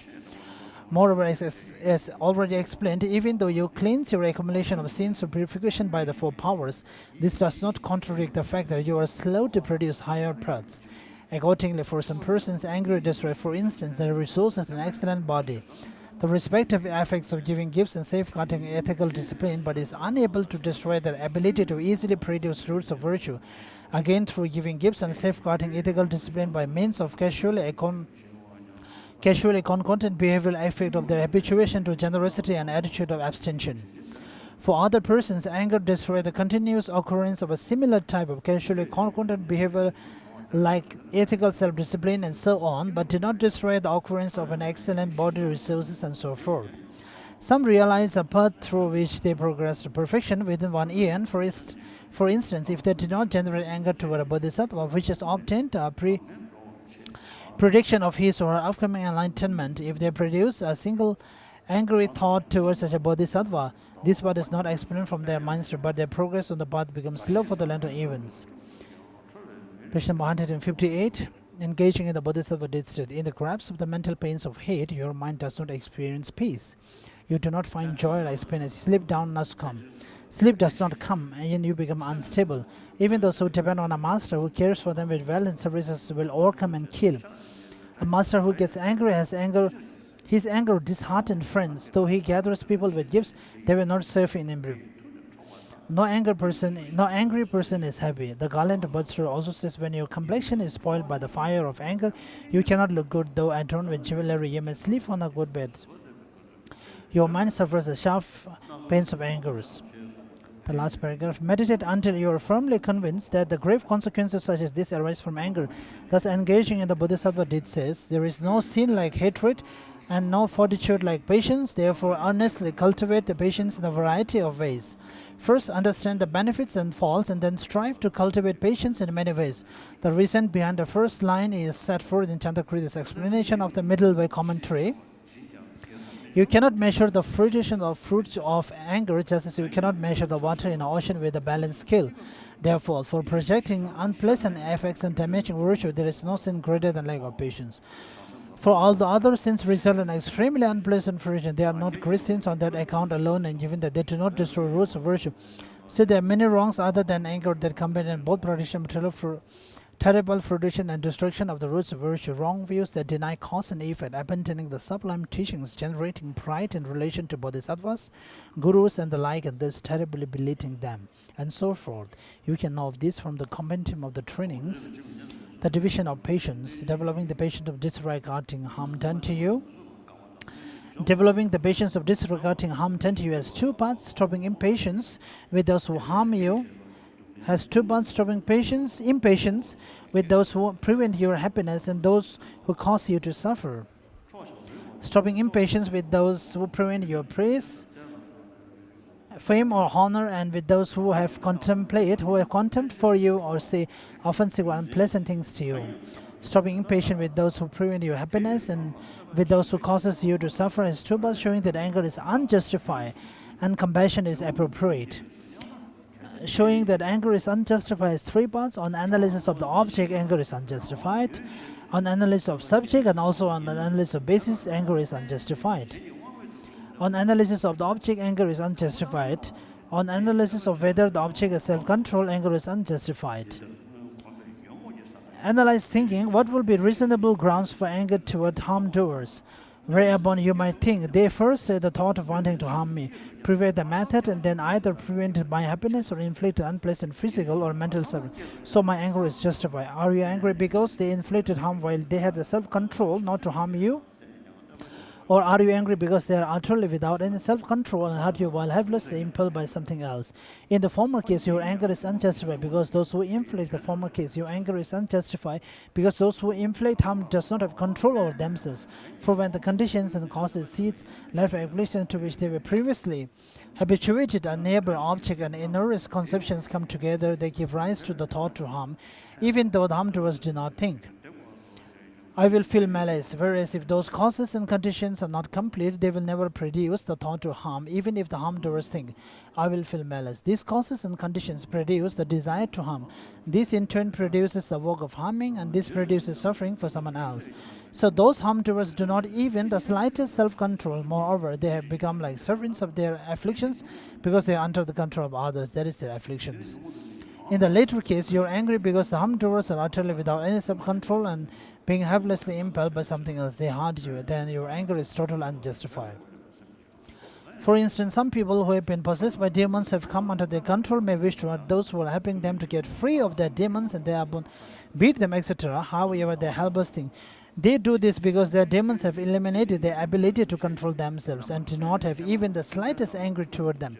They then strive to the best of their ability to free them from their demons. Likewise, when bodhisattvas are hurt by others, they think they do this because the demons of the afflictions have eliminated their ability to control themselves.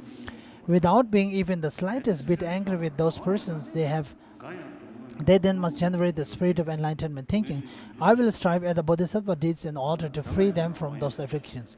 Accordingly, Aryadeva's 400 stanzas says, just as a doctor does not fight but helps patients who are possessed by spirits, though they get angry, so the sage sees that afflictions are at fault, not the person who have the afflictions. The Master Chandrakriti also said, this is not living being fault, rather it's a fault of affliction. So the learn, analyze, and do not fight with others. Page number 162, engaging in the bodhisattva distress, thus everything is dependent on something else, and because that in turn is dependent, it is not autonomous. Understanding this, do not be angry, and at anything, all being like illusion. And also, therefore, if you see an enemy or a friend doing what is wrong thing, this arises from certain conditions. And remain happy. If all beings could achieve results according to their wish, then since no one wants suffering, no one will suffer. And so while under the control of their affliction, some people will kill even their dear selves. So how can you expect them not to harm the bodies of others? On analysis for either advantageous or inherency, anger is unjustifiable. The fault of doing harm to others either is or is not in the nature of living beings. If it is in their nature, it is wrong to get angry, just as it is wrong to get angry at fire for being hot and burning. Similarly, if it is advantageous, it is also wrong to be angry, just as when smoke and the like appear in the sky. It is wrong to be angry at the sky on account of these flows of smoke and so forth. Thinking in this way, stop your anger, engaging in the bodhisattva states. If doing harm to others is natural for the childish, it is wrong to get angry at them, just as it is at fires burning natural. Still, if the fall is advantageous and the nature of being is good, my anger is wrong, and just as anger and smoke appearance in the sky. On analysis of whether the harm is direct or indirect, anger is unjustified. If you are angry at the agent of harm that directly inflicts the harm, you will have to be angry at the stick. Actually, just as you are at the person, if you are angry at the harm doer who indirectly inflicts harm, then just as the person impels the stick, and so forth, do not harm. So hostility impels the person, therefore get angry at the hostility. Engaging in the bodhisattva disease, the stick and the so forth directly cause the harm. But if I am angry at the one who throws it, then since hostility impels them, it is better to get angry at the hostility. If you are not angry at the stick, it is also wrong to be angry at the one who throws it. If you are angry with the one who throws it, it is correct to be angry also at the hostility. Not believing this, your mind has gone down a wrong path. Therefore, become certain about the all sameness of the logic here and direct your mind toward not being angry at the person in the same way that you are not angry at the stick. Furthermore, use the reasonings taught earlier that negate the idea that anything is self-control in order to understand it. You should not differentiate between stick and the one who throws the stick by whether they have a humble intent. Page number 164. Engaging in the bodhisattva distress, I at a former time inflicted harm such as this on living beings, therefore it is fitted that I hurt others. I should receive this. It is stated in the Fundamental to the Madhyamaka by Chandrakriti that if I repeat the harms that has been harmed on us, then will the action that has been inflicted on me will return back? That is not possible. When someone makes you angry or feel hostile towards them, then if you beat them or does something in return, but of course, the things that has harmed to you will not vanish or will not cease. But again, you develop a mind of hostility. You become angered towards that persons, and in retaliation to that, and if you retaliate with violence, and of course in nowadays involved through the violence, when somebody retaliate to another violence, so violence after the violence comes, and there is no ending to it. For example, just like the guidance of the hell and the short-lived forest, I produce this sum with my own actions, so at whom should I get angry? Those who to me harm arise, impelled by my own karma. Is thereby they go to hell? Have I not ruined them? Also, Shabbat said, when you say I am not at fault, it indicates that you in fact have not internalized even a bit of the teaching.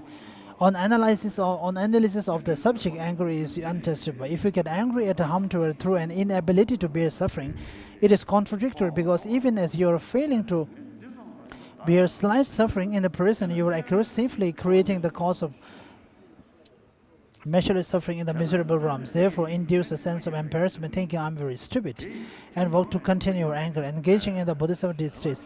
If I cannot endure even the slight suffering of the present, then why do I not stop my anger, the cause of suffering in the hells? The suffering generated by harm is the effect of previous bad karma. By experiencing it, you exhaust this karma.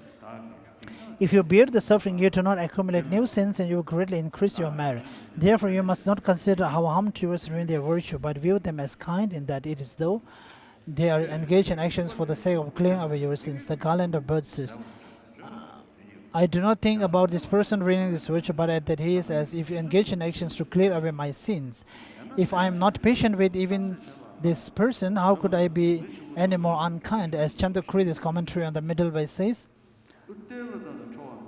you want to say that you are exhausting the effects of non-virtuous karma done in the past. How then can you sow the seeds of further suffering by getting angry and harming others? Therefore, just as you tolerate bleeding or burning as a treatment to cure a severe illness, it is inappropriate to bear small suffering for the sake of preventing great suffering.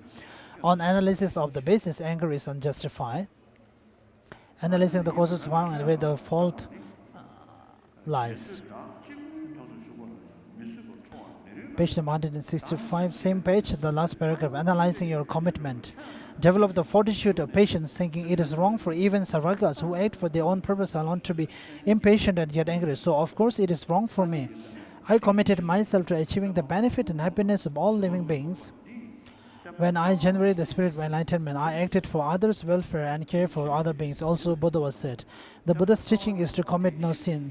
When you fail to cultivate patience with a slight harm, you make the curse. May this eradicate the teaching. Thereby you give up your vows, and this eradicates the teaching. We do not have the teaching as a whole. When we break our vows, we dissipate what we do have.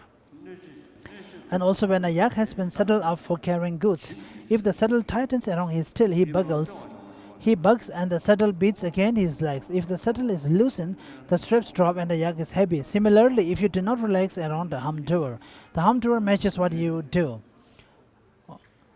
and you certainly become more unhappy, showing that compassion is inappropriate. Contemplate from the depth of your heart. All living beings have been in cyclic existence since beginningless time, and there is no one who has not been my friend and relative, father, mother, etc. Being impermanent, they lose their lives and are miserable due to 3 types of suffering. Crushed by the demon of the afflictions, they destroy their own welfare in this and future lives. I must generate compassion for them. How could it be right to get angry or retaliate for harm? Stopping impatience with those who prevent your praise, fame, or honor, and with those who have contempt for you or say offensive or unpleasant things to you. Stopping impatience with those who prevent your praise and so forth, and with those who have contempt for you and so forth as 2 parts. Stopping impatience with those who prevent 3 things, praise, fame, and honor, has 3 parts. Reflection on how praise and so forth lack good qualities. When others praise you and spread your fame, it serves neither of the 2 purposes. For this life, it does not bring you long life, health, and the like, and for future lives, it does not bring merit and so forth. Therefore, do not get attached to fame and praise, but reproach yourself by thinking, my displeasure when my praise and fame are ruined is no different from when small children cry upon the clouds at their sandcastle, which lack any of the requisites for a dwelling.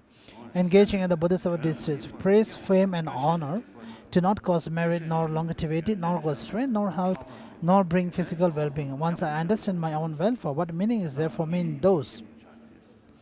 And also when their sandcastle collapse, children cry in great distress. Likewise, my mind is childish when my praise and fame are ruined. Reflection on how praise and so forth are false. So these kind of reasonings being explained here are all very evident. So it is something very evident to us, and it can generate faith and trust in us easily. Page number 168. Engaging in the Bodhisattva deed says, therefore are not those involved in destroying praise of me and the like engaged in protecting me from falling into miserable realms. I diligently seek freedom and do not need the bonds of gain and honor. How could I get angry with those who freed me from bondage? I'm about to descend into suffering, but like the Buddha's blessing, they are giving me an opportunity to avoid it. How could I be angry with them? Engaging in the Bodhisattva deed says, since the mind is not physical, no one can ever destroy it. It is strongly attached to the body, and so it is harmed by physical suffering. Contempt, offensive speech, and unpleasant words do not harm the body. Then why, mind, are you so angry?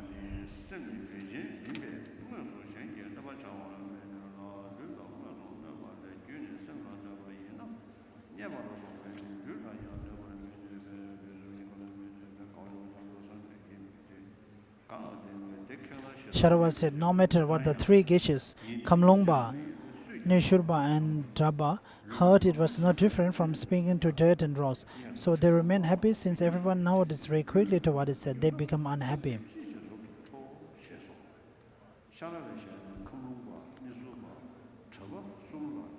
It was not different from speaking to dirt and rocks, so they remain happy. Since everyone nods very quickly to what is said, they become unhappy. When somebody whispered to Shedun, he said this and then that. Shedun replied, people also say things behind the king's back. You have committed divisive speech, so confess it. When someone said to the yogi Sherab Dorje, people are talking about us and saying that our attendants are 2 lakhs. He replied, well, the talk of the people will be about people. What else will they talk about? Thereafter, that person completely stopped the spread of his divisive speech. When someone has contempt for me, etc., other people will not like me, so this is why I'm unhappy about it. This will have some truth of others' dislike way to harm you. However, since a dislike does nothing to you, give up your unhappiness about others' contempt. Engaging in the Bodhisattva deed says,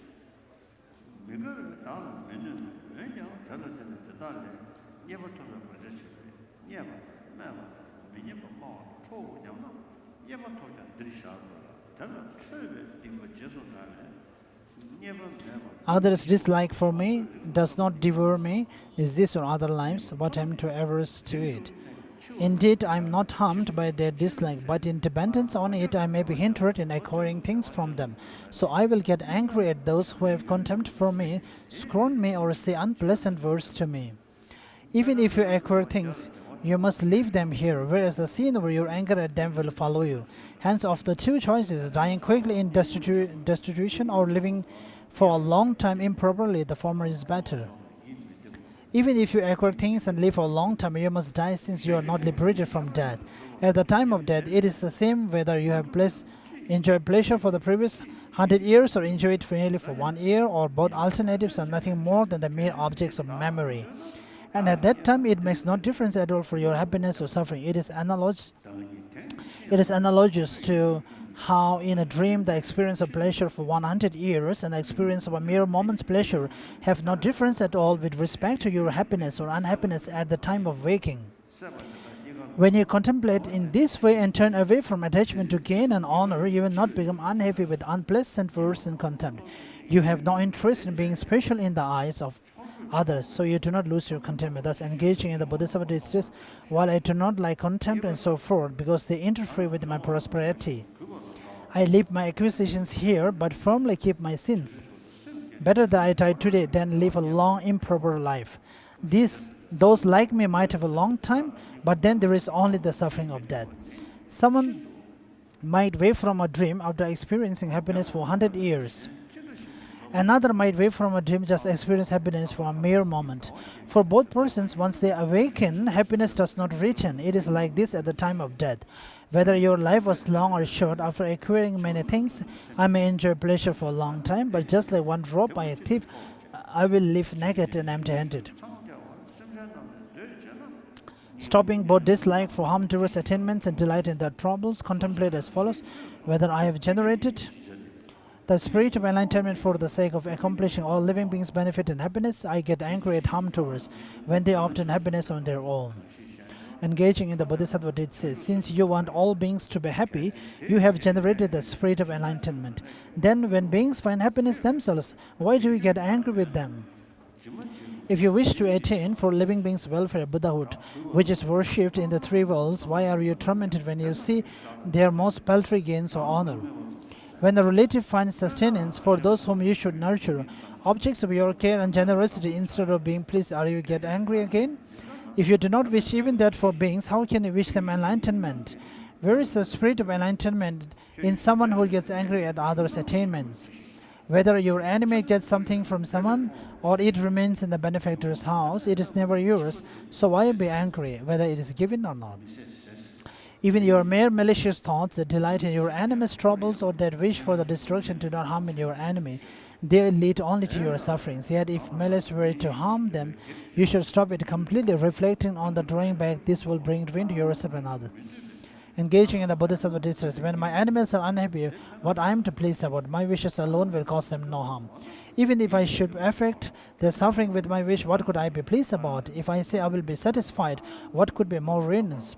Once I am caught by the treble sharp hook cast by the fisherman, the afflictions, I will sure be cooked by the hell gardens in a kettle for the beings of all hell. You will be unhappy if you view as absolutely undesirable the obstacles of what you and your friends want, movement in directions you do not want, and the prosperity of your enemies. If this unhappiness increases, you become hostile. If you stop your absolute dislike of these three things, you prevent unhappiness. Once you do this, you will not feel hostile. Thus, dispel your absolute dislike of this by using the reasoning previously taught. Take many approaches to stop your anger because it is a very tight fault. These instructions, the lines of reasoning of the conquerors and their children presented above, provide the techniques for defeating your greatest enemy, the anger. They involve arguing with your own afflictions and looking within yourself.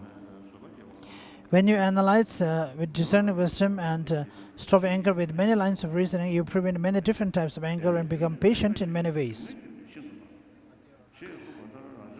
Developing the patience of accepting suffering. Developing the patience of accepting suffering has 3 points. The reason you must definitely accept suffering. Engaging in the Bodhisattva did say, the causes of happiness sometimes occurs, whereas the causes of suffering occur frequently. As you continuously experience whatever suffering is appropriate to you, you absolutely must know how to bring it to the path. Otherwise, as the competitive training says, you either generate the hostility or you become discouraged about cultivating the path, either circumstance interfering with applying yourself to virtue. Moreover, some sufferings will be caused by others and some will be produced by your former karma. Whether or not you strive for the path, some as well will explain below occur when you engage in virtuous activity, but do not occur when you are not so engaged. For the time being, you cannot dispel the sufferings definitely produced by the power of former karma and immediate conditions. You must accept them when they arise, because if you do not do this, in addition to the basic sufferings, you have the suffering of worry that is produced by your own thoughts, and that the sufferings becomes very difficult for you to bear. If you accept the suffering, you let the basic suffering be and do not stop it. But you never have the suffering of worry that creates discontentment when you focus on the basic suffering. And since you are using a method to bring in the basic sufferings into the path, you greatly lessen your suffering so you can bear it. Therefore, it is very crucial that you generate the patience that accepts suffering. The way to develop acceptance has 2 parts, rejecting the idea that when suffering occurs, it is absolutely unpleasant. If you can remedy a situation wherein suffering occurs, you do not need to feel that it is unpleasant. If you cannot remedy it, it is not helpful to find it unpleasant, so there is no need for effectiveness or your displeasure. There is even a disadvantage. Engaging in the Bodhisattva says, if there is a remedy, why be displeased?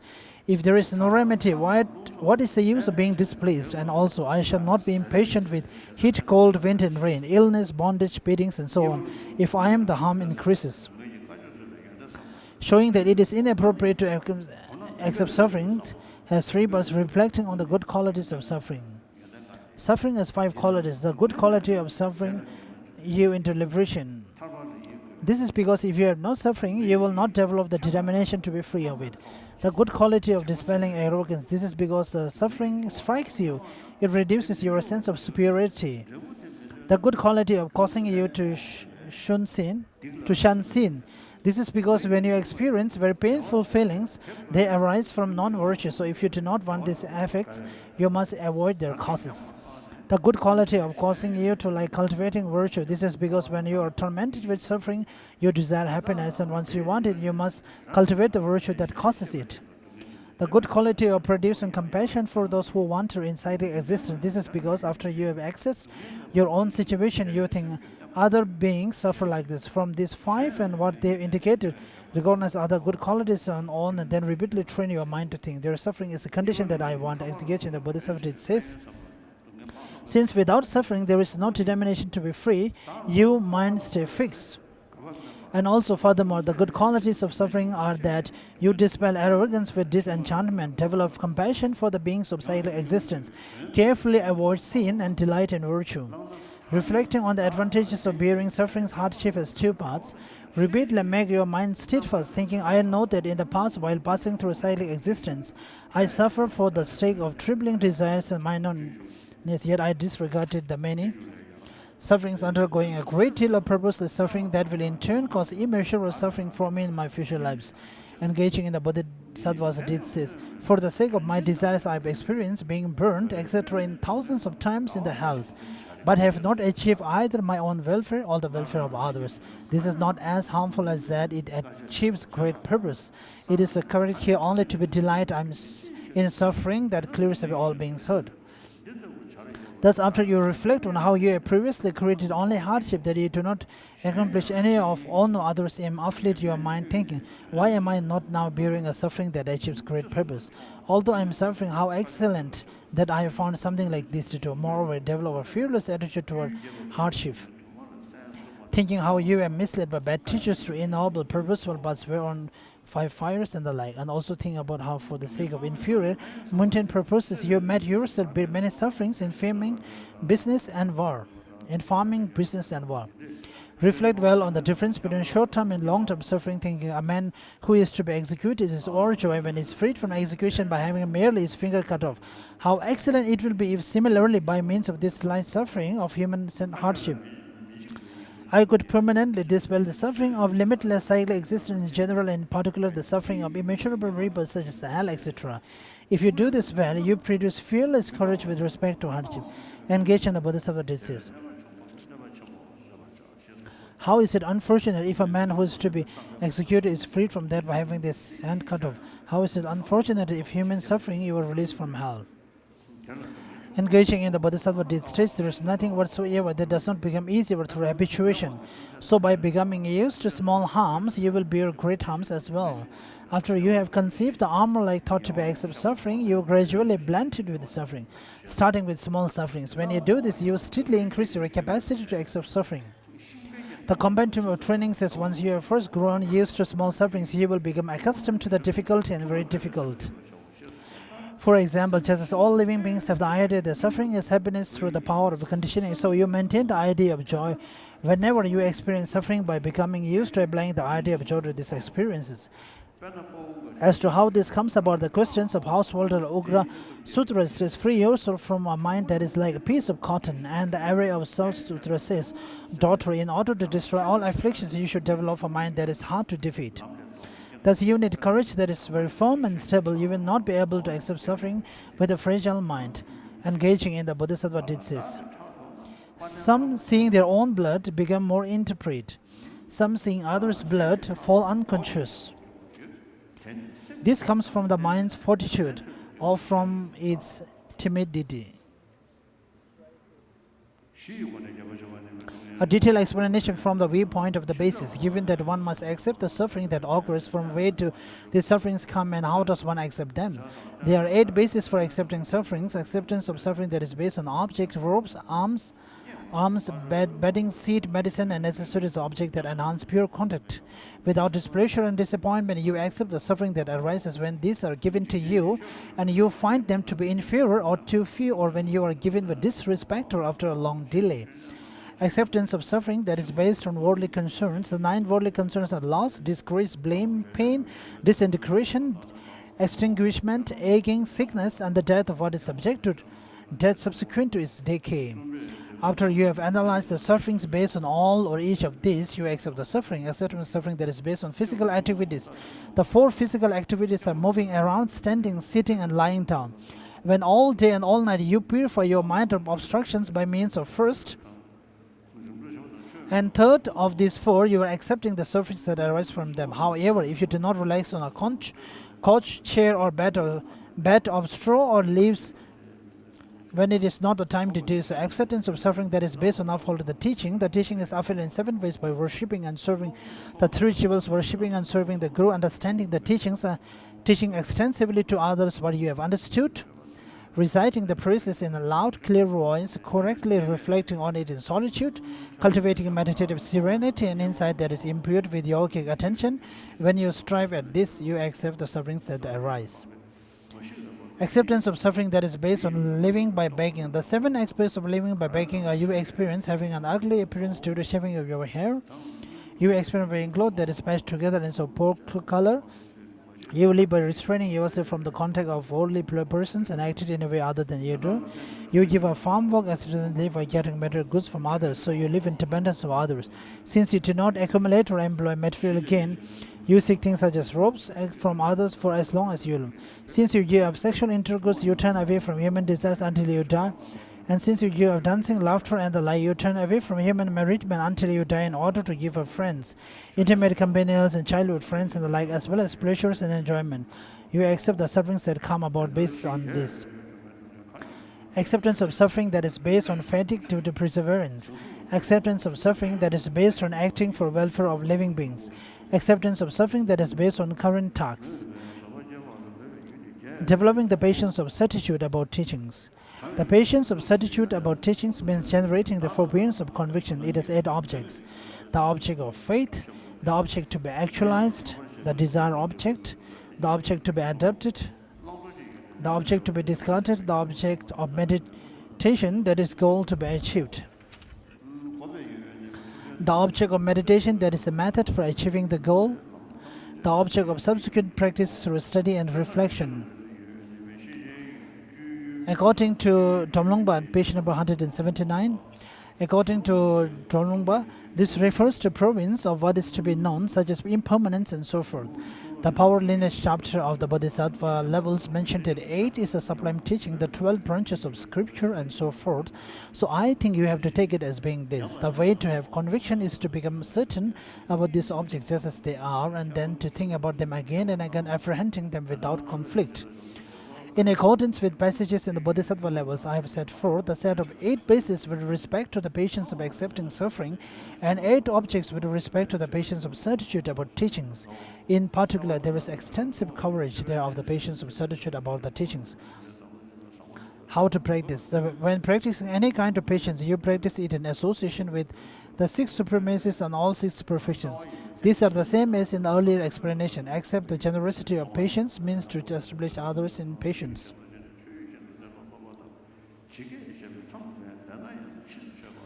A summary: the recollection and cultivation of the spirit of enlightenment.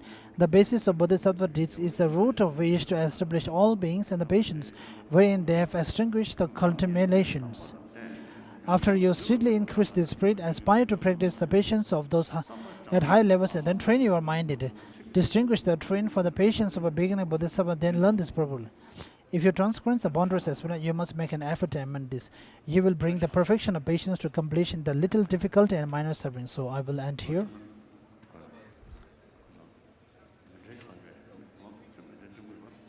So when you recite the mantle offering, just 1 verse, and after that, the prayer for the flourish of all the teachings, and also the qualities of the limitless qualities. In between here, I have an important announcement. The final announcement: the teaching will begin at Drepung Losaling Prayer Hall tomorrow morning at the same time. Seat reservations at Drepung Losaling Prayer Hall will open tonight at approximately 7 p.m. The foreigner seating will be similar to here in Gandhin. Indian, Chinese, and English, Russian, Mongolian, and Vietnamese will be inside of the main prayer hall. Korean, Italian, French, and Spanish will be upstairs or looking the prayer hall.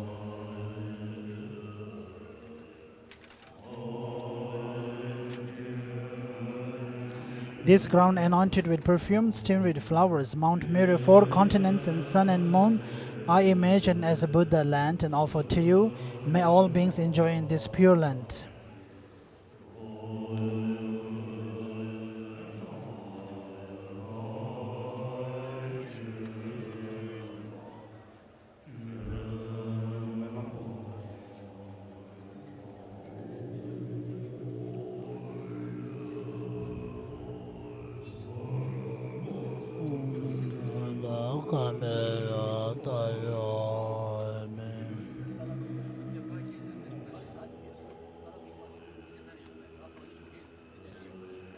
By accumulating through long effort, Seed selections may begin earlier between 6 and 7. another important announcement, there is a small changes. Seat selection may begin a little bit earlier between 6 and 7, so it's better for all of you to be present there at the gates around 6 o'clock.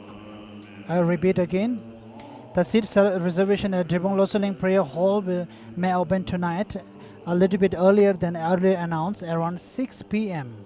Thank you.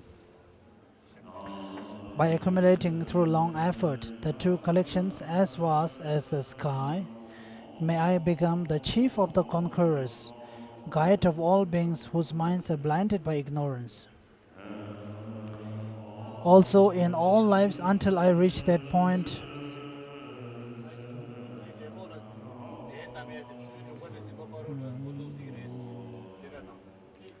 may Manjugosha look after me with loving kindness.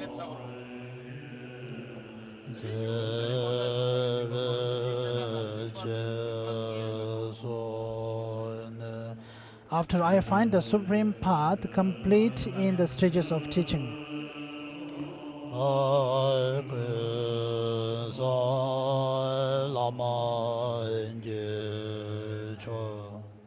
by accomplishing it, may I please the conquerors.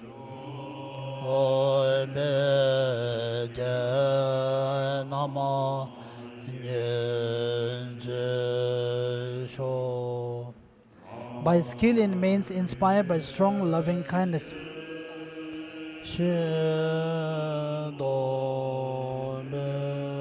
May the vital points of the path that I precisely know clear away the mental darkness of beings. May I then uphold the conqueror's teachings for a long time.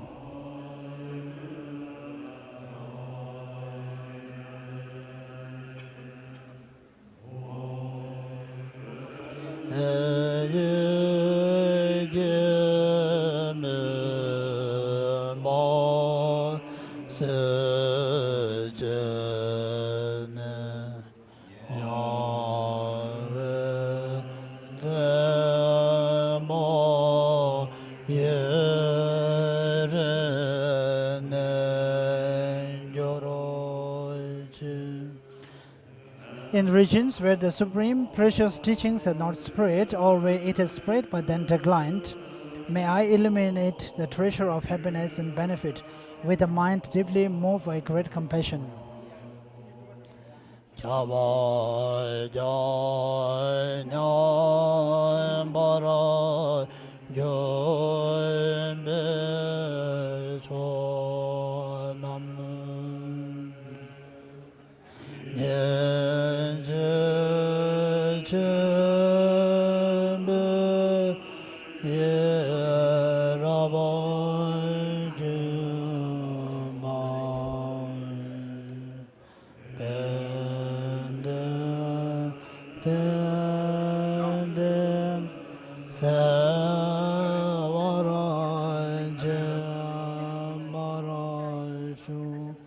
May this treatise on the stages of path to enlightenment, well founded on the wondrous deeds of conquerors and their children, bring glory to the minds of those who want to be free and long preserve the conquerors' achievements.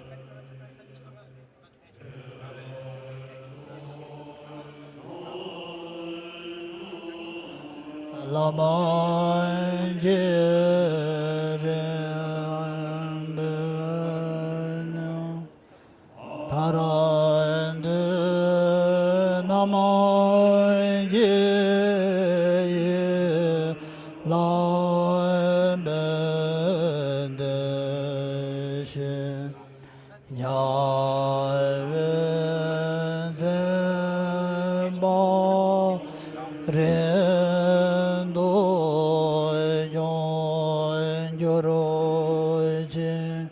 As for all who provide conditions that support integration of the good path and clear away conditions that inhibit that integration, whether they are human or not, may they never be separated in all their lifetimes from the pure but praised by the conquerors.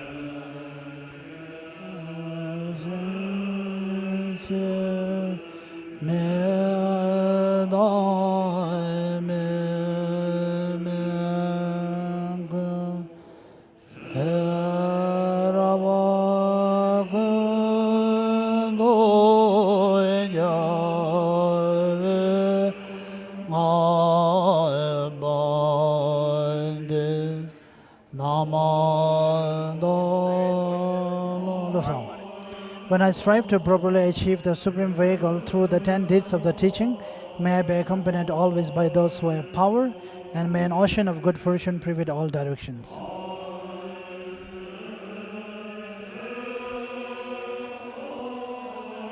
Next, the prayer of the words of truth, composed by His Holiness the 14th Dalai Lama. Namo Ratna Trayaya, homage to Triple Gem, magnificent masters of an ocean of limitless good qualities. Those gone to bliss of the three times, your children and disciples, looking upon destitute my creators like your only child, please pay attention to my true words of sorrow. Explain the doctrine of the completely perfect, capable one, which removes the suffering of cyclic existence, solitary peace. For abundant, extreme welfare and happiness in Jambudeva, increase the 10 kinds of Dhamma content for all those learned and accomplished holders of the doctrine, by pacifying all the unbearable dangers of sickness, weapons, and famine. Cause those migrators totally compelled by intolerant strong karma, stricken by the torture of sufferings without respect, to recover their birth in an ocean of happiness. And particularly for all the migrators beings in the religious snowland oppressed with evil actions by the barbarian hordes from the black side, devoid of love, may your power of compassion arise and quickly stop the flow of blood and tears. May all the unruly groups of people, maddened by the demon or afflicted emotions, who by their rough behavior ruin themselves and others, fully obtain the eye which sees, the object of compassion and often magnificent love and kindness. The wish that since long time dwells in our heart is the glorious complete freedom from the entire Tibetan country. Bestow soon the fortune to enjoy the celebration of spontaneous religious and secular harmony. All the people who completely give up their cherished body, life, and possessions and endure hundreds of hardships for the sake of the doctrine, its holders, their country, and their compatriots, may they be guarded by the compassion of the protector of the Bodhala. In short, may the good fruit of any extensive prayer to fully protect the land of snows, met by powerful protective charity in the presence of the Buddhas and their children, appear soon here and now, by the interdependence of the profound suchness of appearance and emptiness, by power of the three sublimes, compassion and the force of true words, by the power of truth of infallible action and result, may our prayer of truth be fulfilled soon and without obstacles.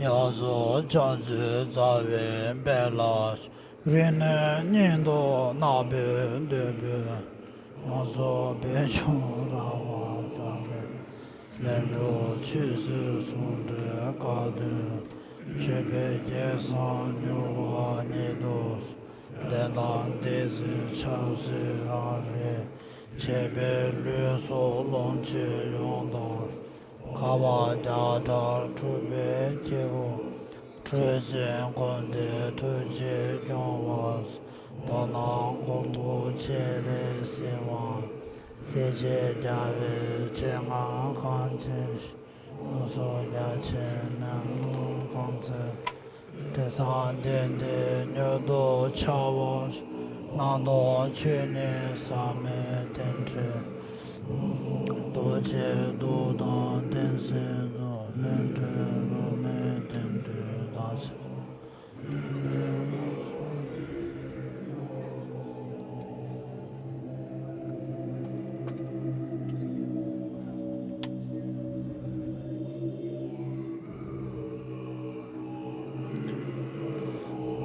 May the teachings of Buddha spread to all parts of the world, and all those the great masters who uphold the teachings may have long life, and may all the sentient beings have the ultimate happiness, and may the teachings be spread all over the world.